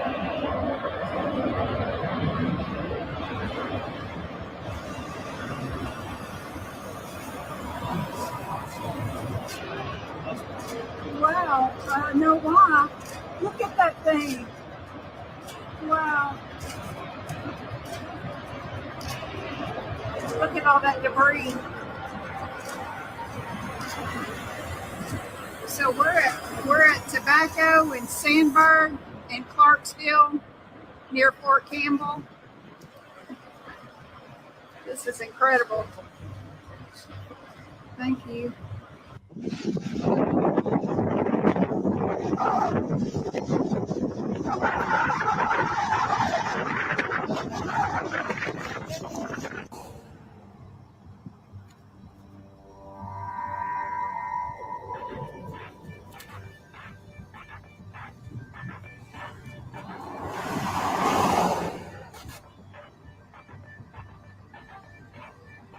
Smokes.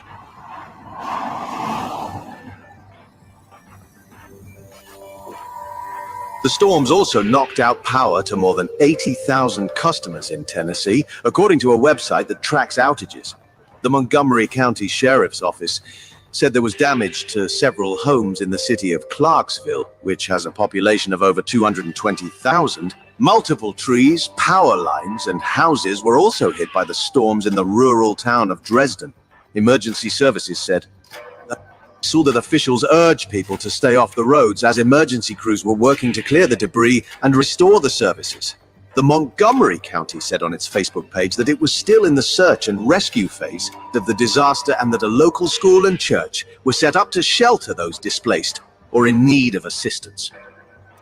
Clarksville Mayor Joe Pitts said the storm was an unexpected and unwanted event that had caused extensive damage throughout the community. He thanked the first responders and volunteers for their efforts and asked for patience and cooperation from the public. The tornadoes were part of a larger storm system that affected several states in the South and Midwest, killing dozens of people and causing severe weather conditions. The storm system was expected to move eastward and bring snow and freezing rain to parts of the East Coast and the Northeast.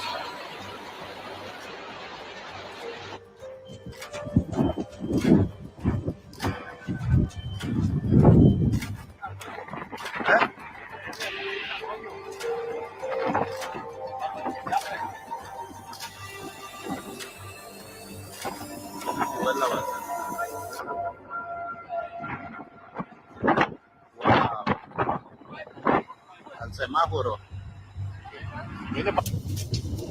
Holy cow. Oh my God, it's like right in front of, oh my God.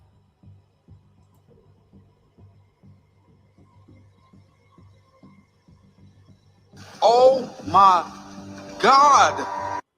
This next song is a song. Yeah.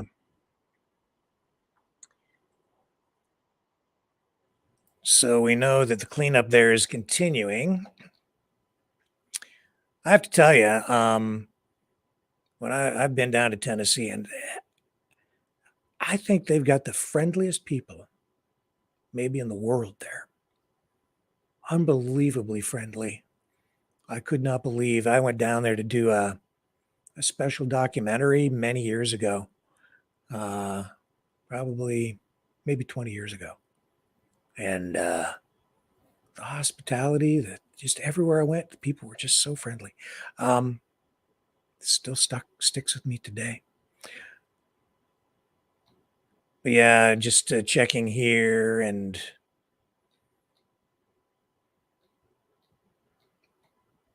yeah, the local officials there, they say that residents in the region are familiar with severe weather in late fall. They say Saturday's storm came nearly 2 years to the day after the National Weather Service recorded 41 tornadoes through a handful of states, including 16 in Tennessee and 8 in Kentucky. A total of 81 people died in Kentucky alone. That was previously.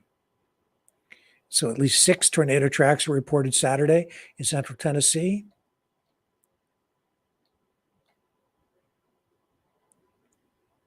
They did release names of some of the people who were killed. And the cleanup continues, community efforts. And we're praying for them, for the folks down there. I know we had that severe storm here in my town back in the summer. We couldn't broadcast that night. And it wasn't anywhere near as severe as that. It was pretty bad here. It took me 2 days just to clean up all the debris and branches and stuff in our yard, chopping everything up with a chainsaw and everything. But, we were very, very fortunate here. No real serious damage.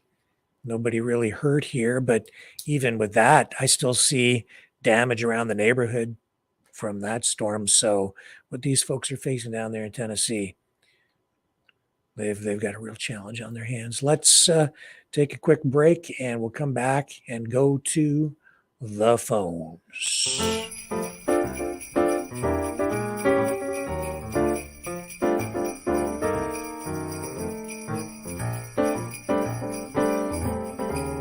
Jingle bells. Trudeau smells. Biden laid an egg.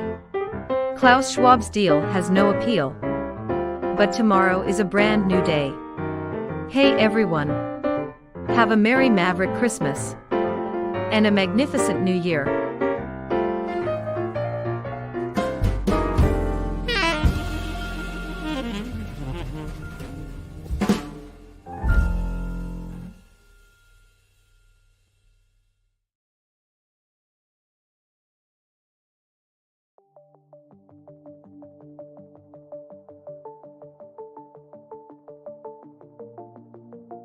Greetings, brave Mavericks. Our quest for truth continues. We go beyond fake news. Together we expose propaganda. Together we pull others out of rabbit holes. We are maverick thinkers. We are all unique individuals. Defenders of individual rights and freedoms. Credible. Trusted. Grounded in reality. Maverick News. Maverick News. Defending free speech. Free speech. Donate at freedomreporters.com. Do it now. Tomorrow may be too late. Maverick News. The world is watching.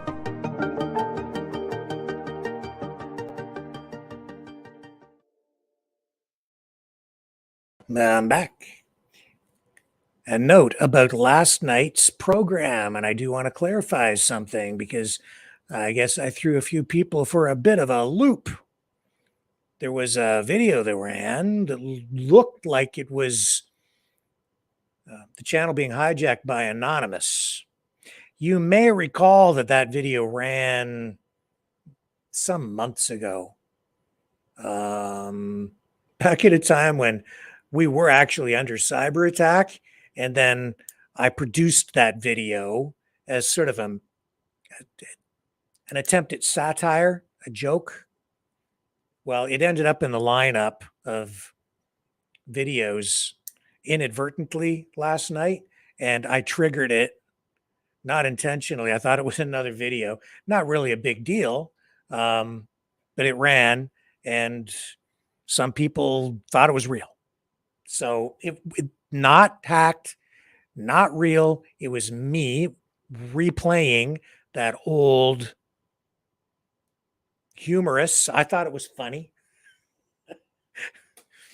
video that made it look like we'd been hacked by Anonymous. Didn't happen. It was a joke. It didn't really mean to tell the joke again last night because it was actually out of date. It was an old video from a long time ago. But be not alarmed. All is well here. We are secure. Everything is fine. But I wanted to make sure that everybody knew, because I guess I did a pretty good job making it look authentic. But I don't want to lead anybody astray. That's what was going on last night. Some people were concerned. What else are you concerned about tonight? You guys can call in and join the conversation. Let me see if we're actually connected here. I believe we are. So let me put the number up here. First of all, let me remind you that you can support the show and help us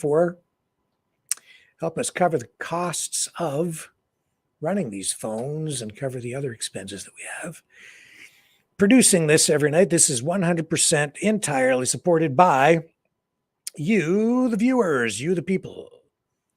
So if you want to help contribute to this platform to ensure that we continue to offer you a platform for free speech, you can do that by donating at maverickdonations.com, or the other platform to do that on is freedomreporters.com.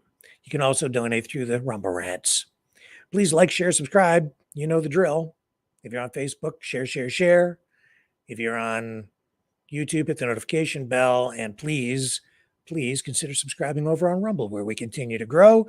It's the free speech video platform, especially for long form conversations like the ones we have every night here on the Maverick News Channel. We're on Twitter too, broadcasting there. But I have not learned how to master Twitter. I just don't pay enough attention to it.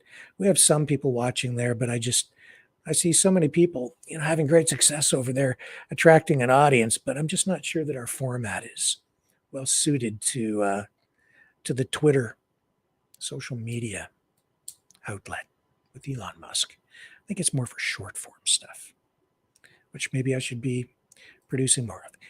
Anyway, not a big deal, because we still have each other and we're still here. Let me put the phone number up on the screen. So if you'd like to call and join the conversation tonight, you can do that by calling 1-833-975-3733. That's 1-833-975-3733. Phone lines are open now, and will I push a couple more buttons and you guys get yourselves situated so that you can dial in, I will run this.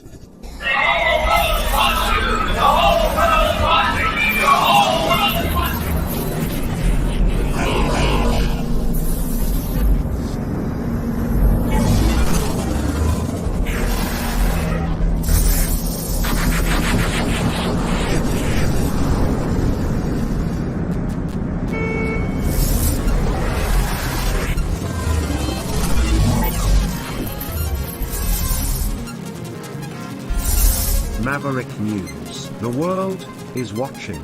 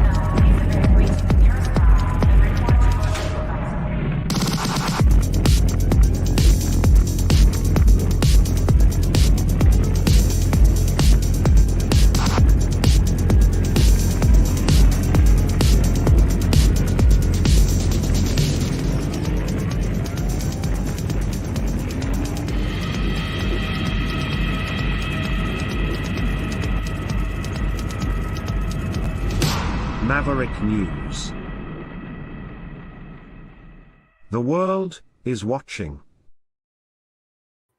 Indeed, it is. And now the whole world is starting to call in. And let's take our first caller of the night. Who do we have on the line? Hello? Hello, who's this? Hey, Rick, it's Patrice. I'm Celtic Love in the chat. Oh, well, welcome to the not the chat, but the actual show. Actually, I think you did one of those, I think one of those, like, I'm supposed to be a dame or something like that a long time ago. Oh, yes. Okay. Yeah. Well, I can arrange that. Did you want to? I'll do that at the end. What did you want to talk about tonight? No, you did that already. I'm already damed. Oh, okay. Sorry, I'm having trouble keeping track of who's calling in. Well, welcome back. Oh no, I've always been here. Oh, yeah. Yeah, but you're back tonight to talk. Oh, I So just called in tonight. Why? It seems really weird because I see you on TV, but I'm calling you from my phone. that's pretty weird. I don't know. My dad used to say that all the time when I would be on television. I'd come home, right? Or I'd go over to his place or whatever, and he'd say, "How can you be on TV and be here at the same time?" And I would just shake my head because he would just tell bad dad jokes like that all the time. Well, I'm really, I feel very grateful to be able to talk to you. Well, it's my privilege. What would you like to talk about? What's on your mind? Any thoughts about the news today, or did you just call to say hi, which is okay, or did you have anything specific you wanted to chat about? Oh, you know what? There is a really bad echo. So yes, I was thinking that maybe we were infiltrated in my conversation here because you're coming back and forth. It's probably because you have the audio up on your computer. I have my TV, but I'm on my cell phone, right? Yeah, there's a delay, you see, because it takes time All for right. everything to go through the system. It's just a delay. That's all it is. Yeah. Okay. So I don't want to take up all your time. I do support you. I would like to also ask you because I have supported your channel, but it is really strange. Like when I went into the support to support you on the freedomreporters.com, Yeah. ever since I supported you on that, I have been my email got like I don't know if it was that, but there was nothing that I did outside of that because I'm a very private person, and it's like I'm bombarded with like 50 to 60 emails every day since I did that. So what kind of I will emails? not Like allow spam that. advertising type emails?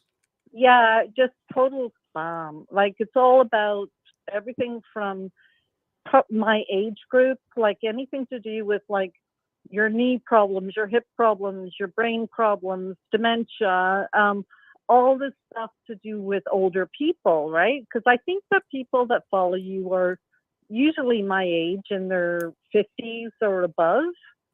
And I think that whatever, someone leaked that out because I never had any scams. Plus, I've never supported any media company before either. So I love you and I will continue to support you. But you sent me an email to thank me, and you're so wonderful. You're so amazing. And I appreciate that. So I will try to communicate with you via your email. Okay.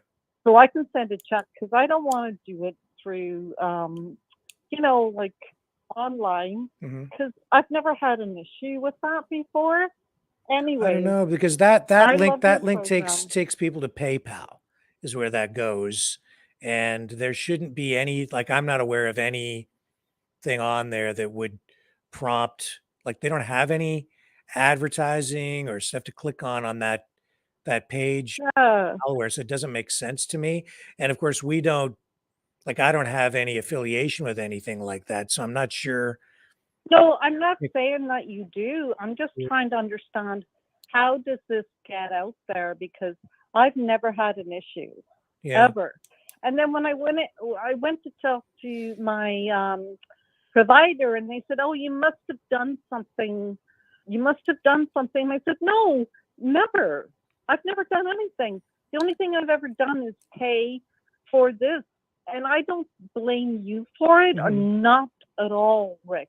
Yeah, yeah. I think yeah. something All it- cyberly has happened. All it takes, because I do a lot of computer work, you just have to click on something, click on an ad, click on something in your email that somebody sends you as spam, that then they track you with cookies, so they know what you're doing, and then they can figure out what your interests are, and then they start to put ads in front of you. So if you're on social media, they keep putting ads in front of you. If you've clicked on something in your email and then get a hold of that email somehow, then they can, they'll start to send you email. And then if you're on an email list, which, we don't sell any lists or anything like that, but if they get a hold of your email and put you on a list, sometimes they'll sell that somehow. I don't know. I no idea, but it's pretty easy to get yourself into that. I get stuff on mine all the time because I inadvertently click on things and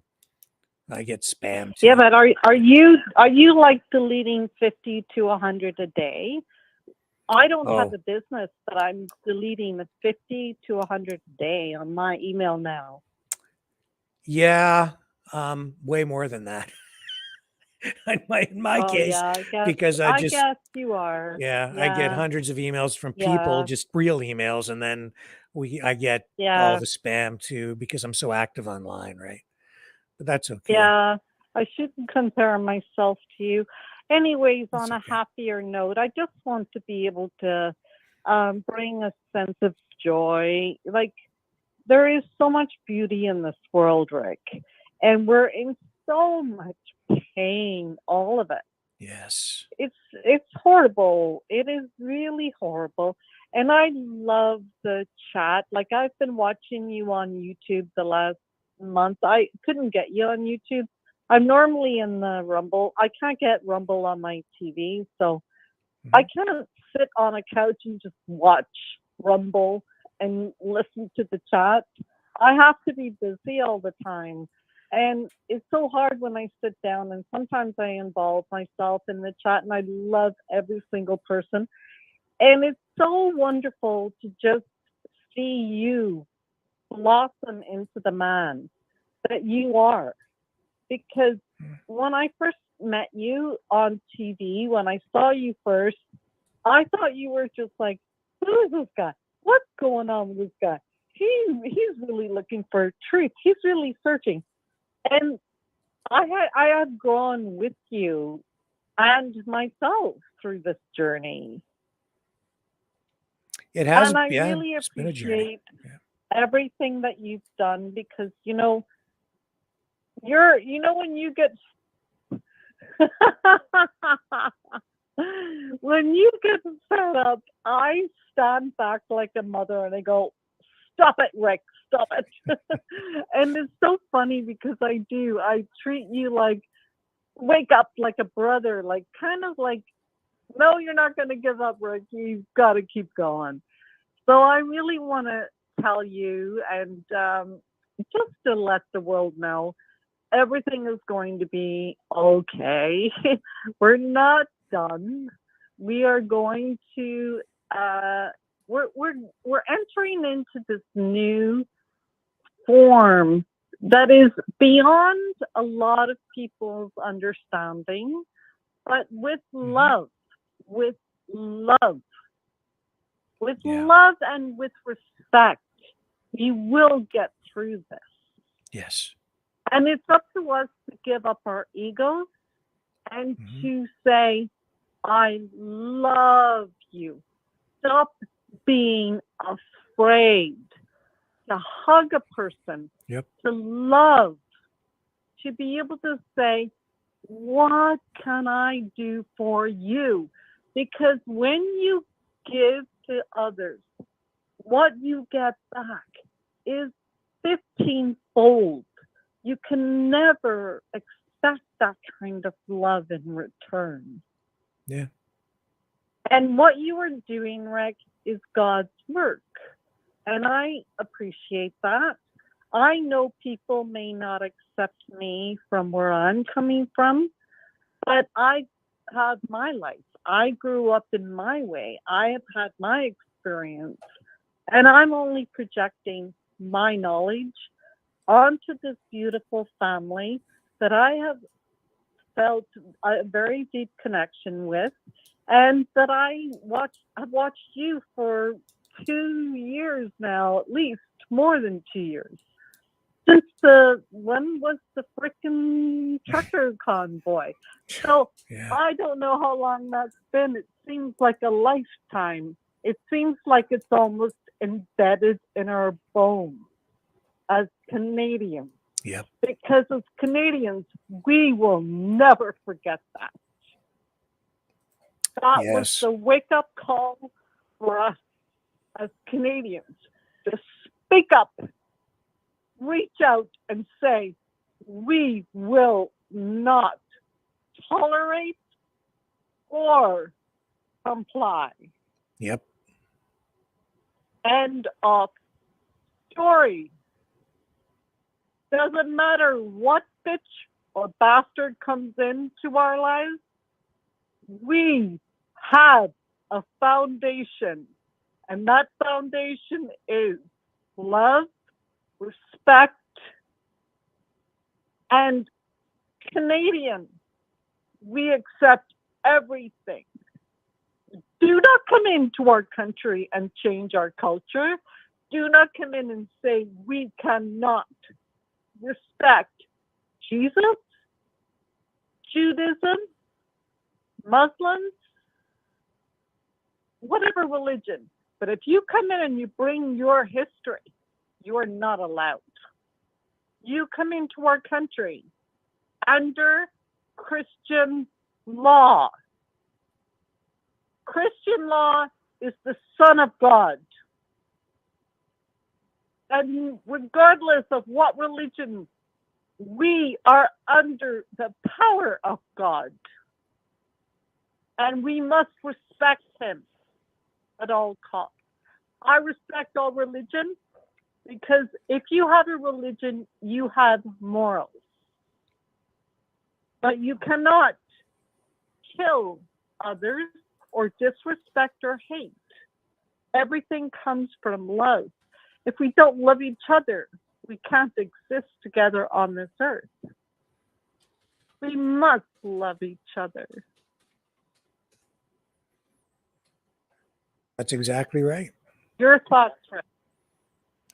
I think that Did we I need, just I blast think you, off like a no, you stupid absolutely, woman? you nailed that, man. And it's like, as I've been saying for the last few nights, we need to stop being ashamed of our country. We need to start finding what really started to come to the surface during the convoy, which was a sense of national pride again. It'd been a long time since I had seen people waving the Canadian flag. And, Americans, they get it a little bit more, but even down there, they need to embrace their patriotism again, too, and find the positive things about their country, their community, their society. Embrace the flag. If you want to call it nationalism, that's fine. But, and Canadians too, and be Well, I okay don't with who you remember are. what the year. Yeah, I don't remember what the year was because I'm so COVID has totally fucked up my head. Like, when was it that they brought in, the 200 or whatever, the 150 kids that were the kids in Western Canada, where they found the graves. Apparently, they have never found these graves. Rick. Oh, They yeah. have never identified them. And what that was, I think, I don't know if it was 2019 or 2020 when lockdown happened, but I know it was the breakdown of Canada.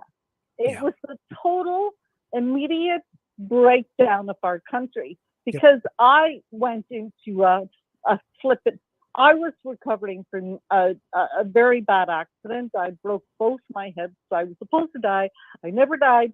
Anyways, I was in rehab for like pretty much all of 2019, and I was dying inside, trying to figure out what the heck is going on here.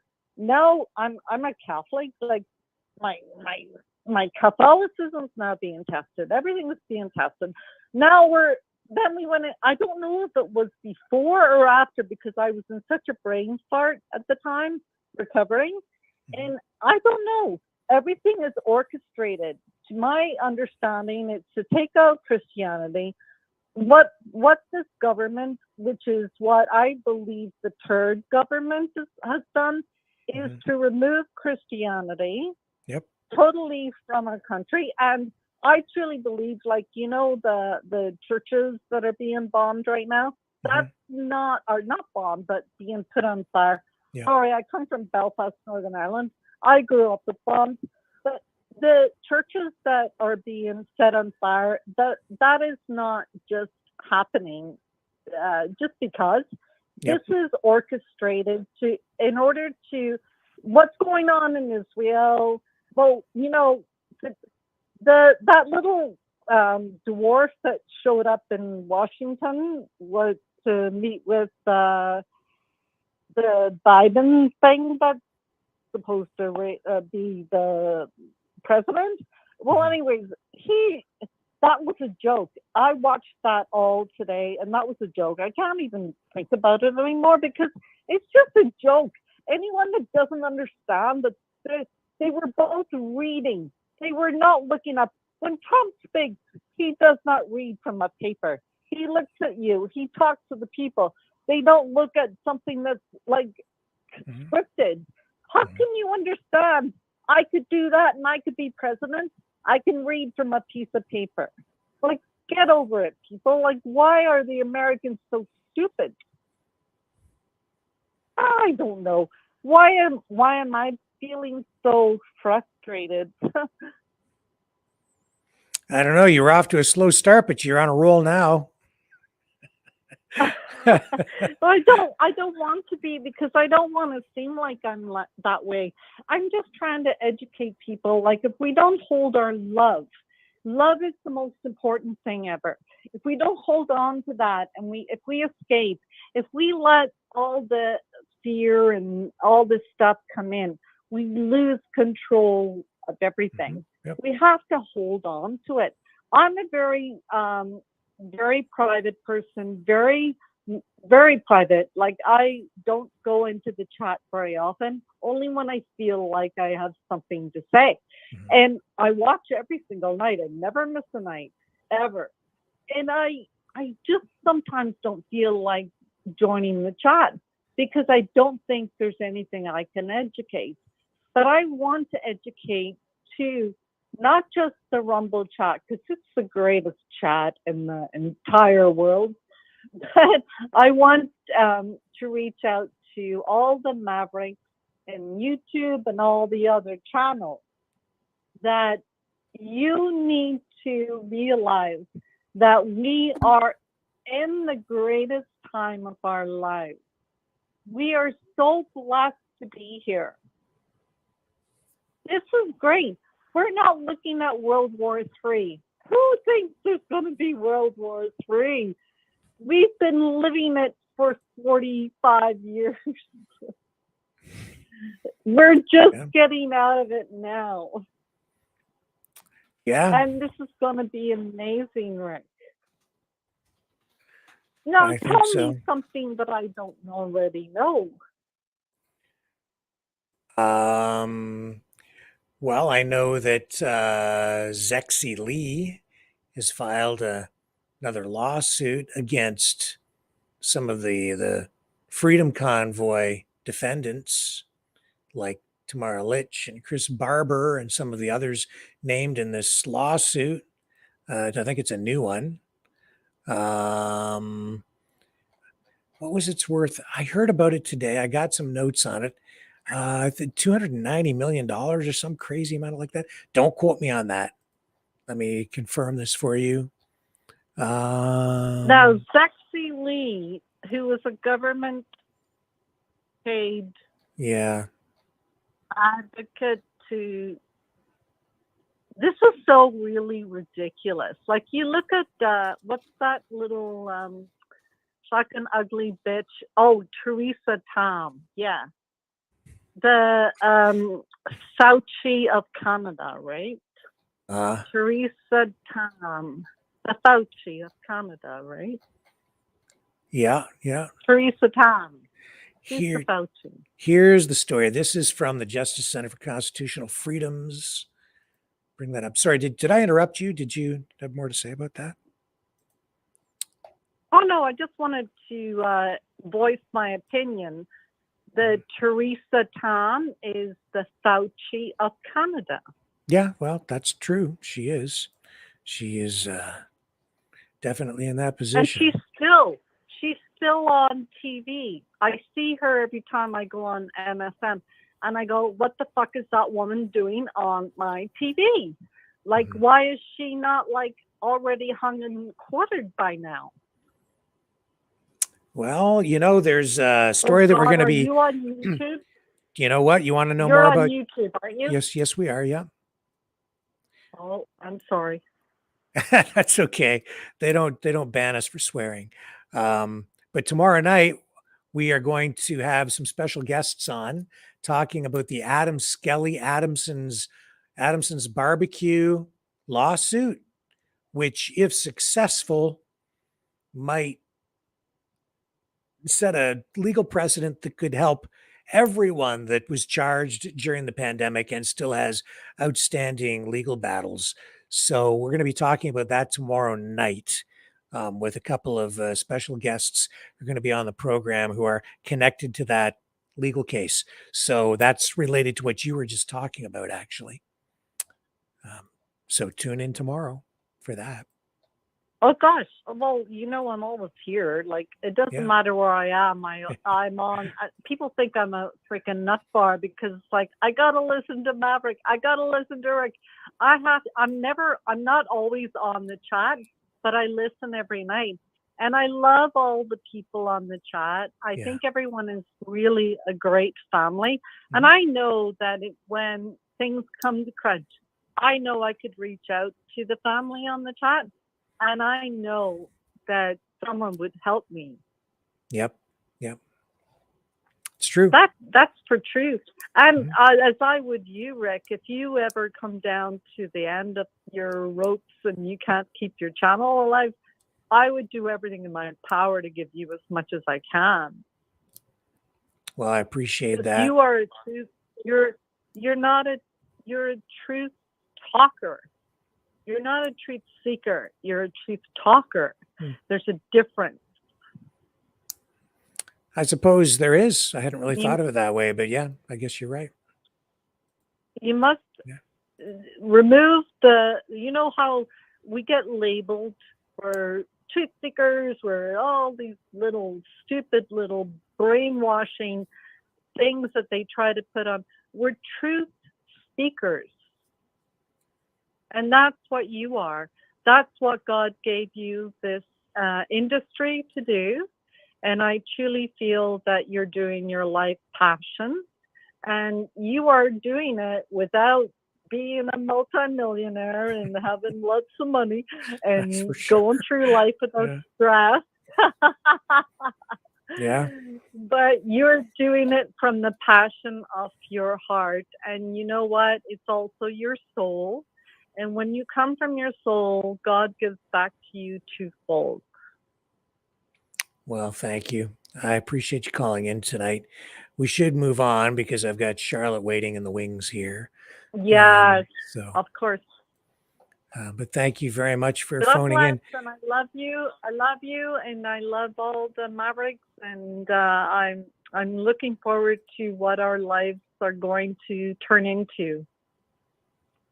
I am too, actually, because I think there are brighter days ahead. We just have to get through these bumps on the road, and we're going to be okay. You're right.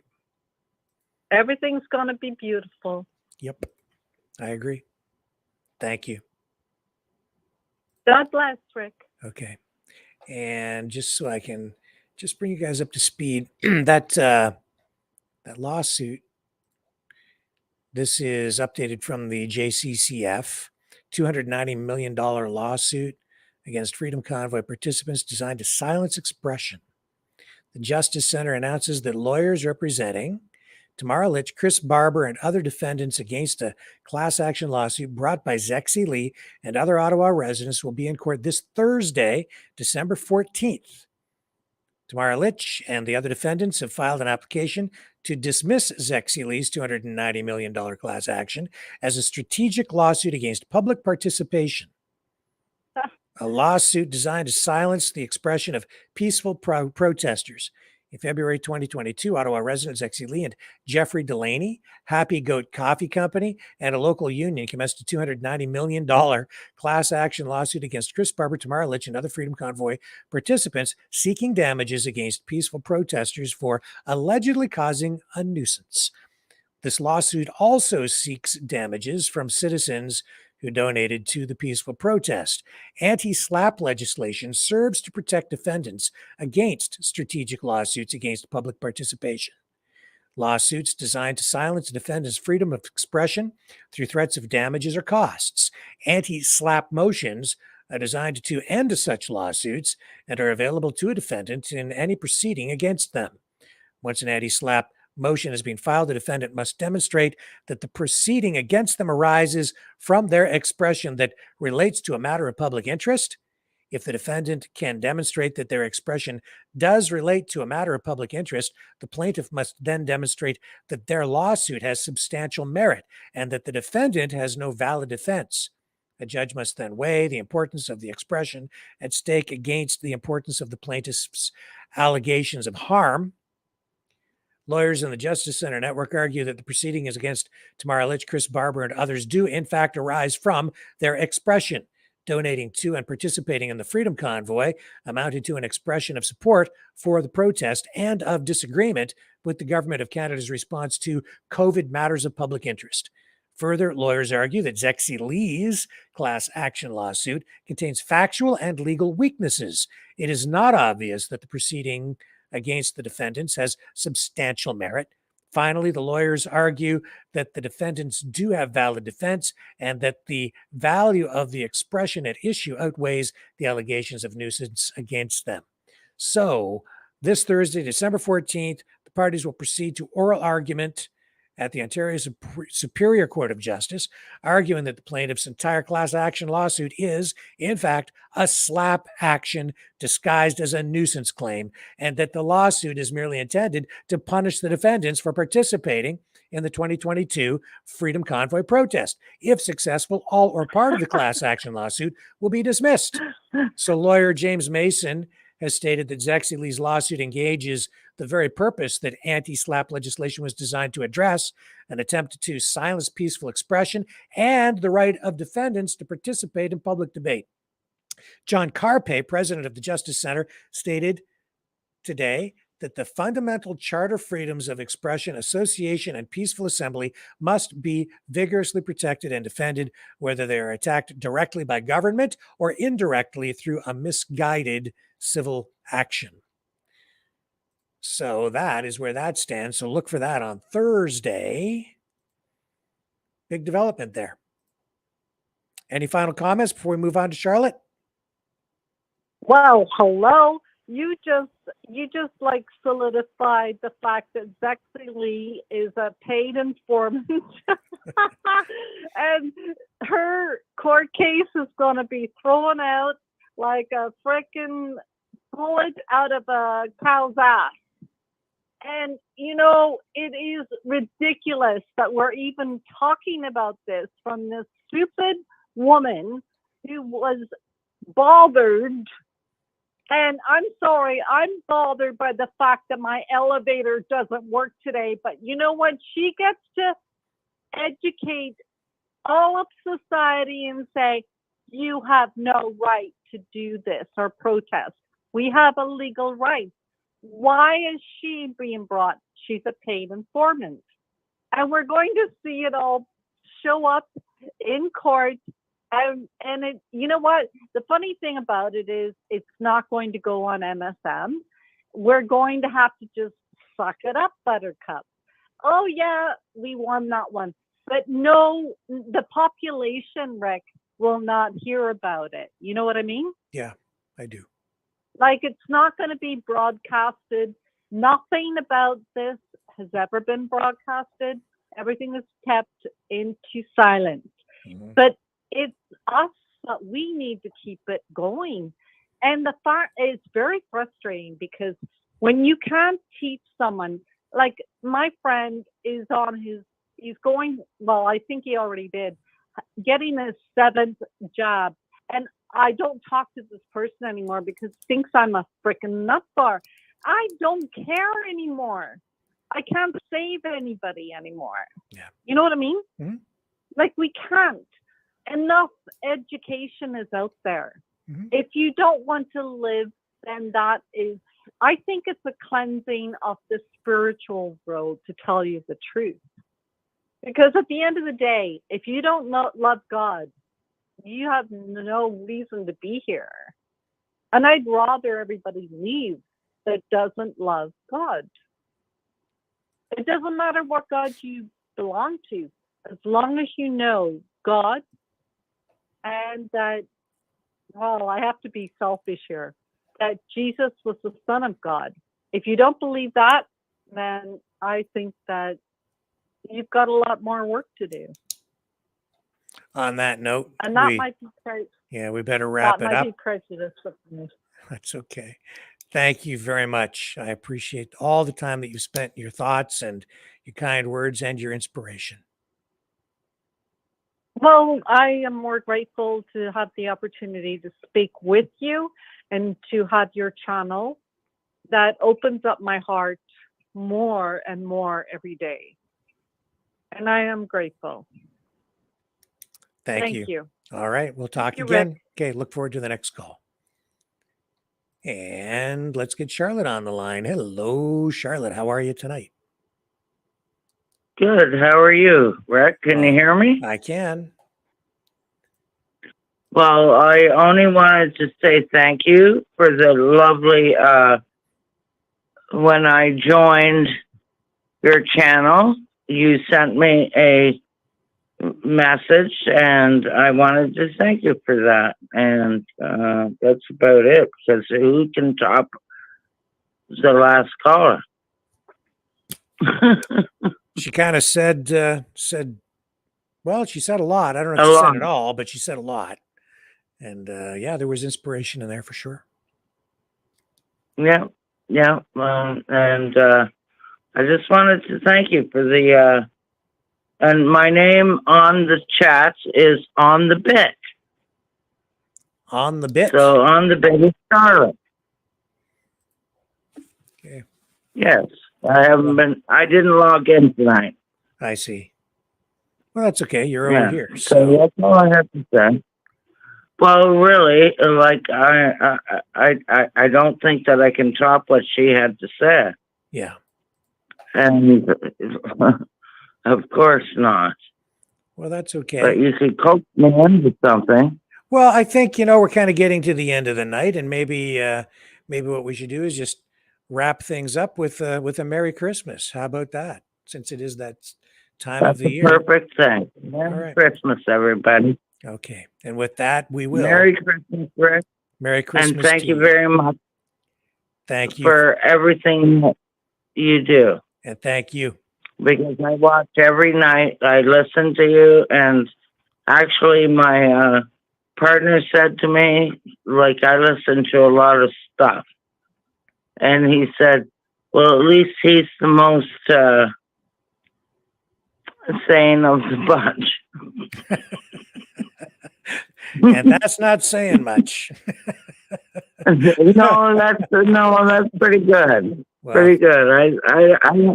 You brought me down from brought me out of some rabbit holes. Let's put it that way. I understand. You know, like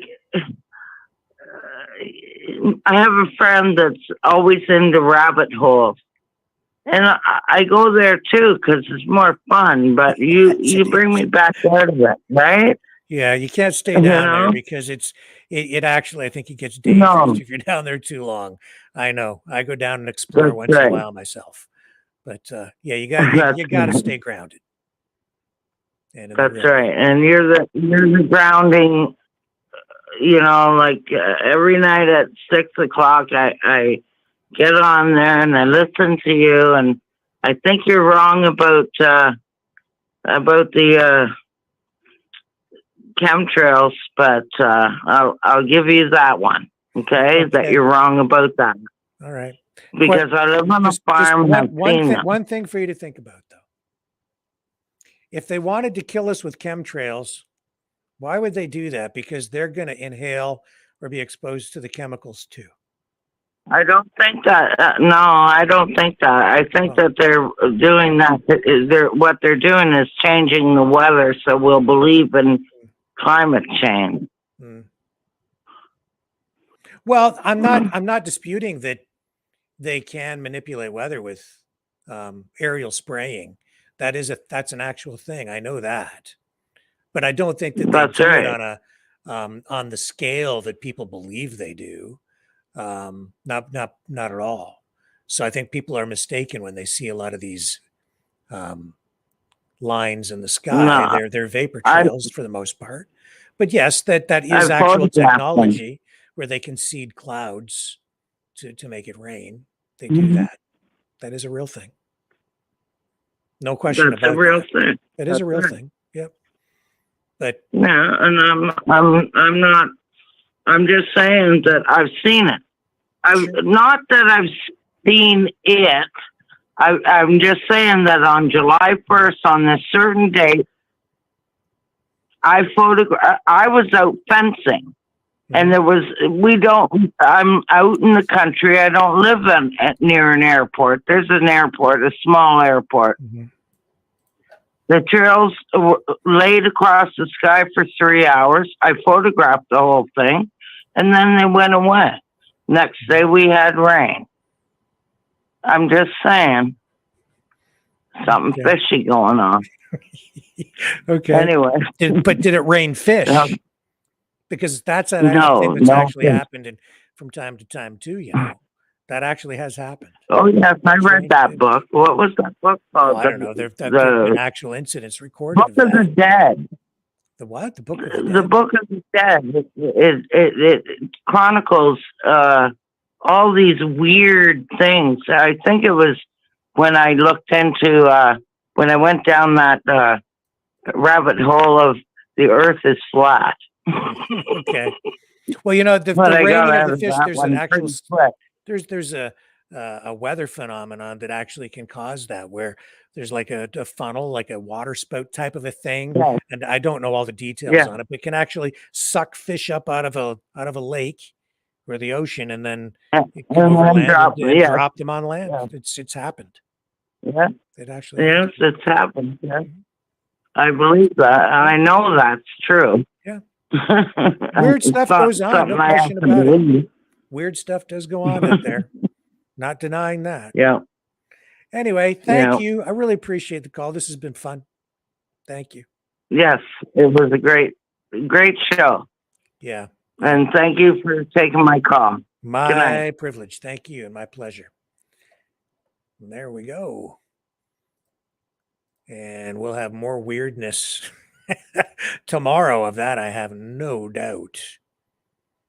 But as weird as things get, we will still find somehow the upside to everything, the positive side, because we have to. because it's my job to help you find the truth, or at least get closer to it. And we'll do that again tomorrow night, right here at 6 p.m. Eastern Standard Time. As I say, we'll have a special guest on, I think 2 special guests, talking about the Adam Skelly legal case tomorrow night. So make sure you tune in for that. It should be, I think it's going to be an important broadcast. So I'm looking forward to that very much. And we will find, I think, information that will get us closer to the truth on the positive side, the inspirational side, tomorrow night on the flip side. Love you guys. See ya.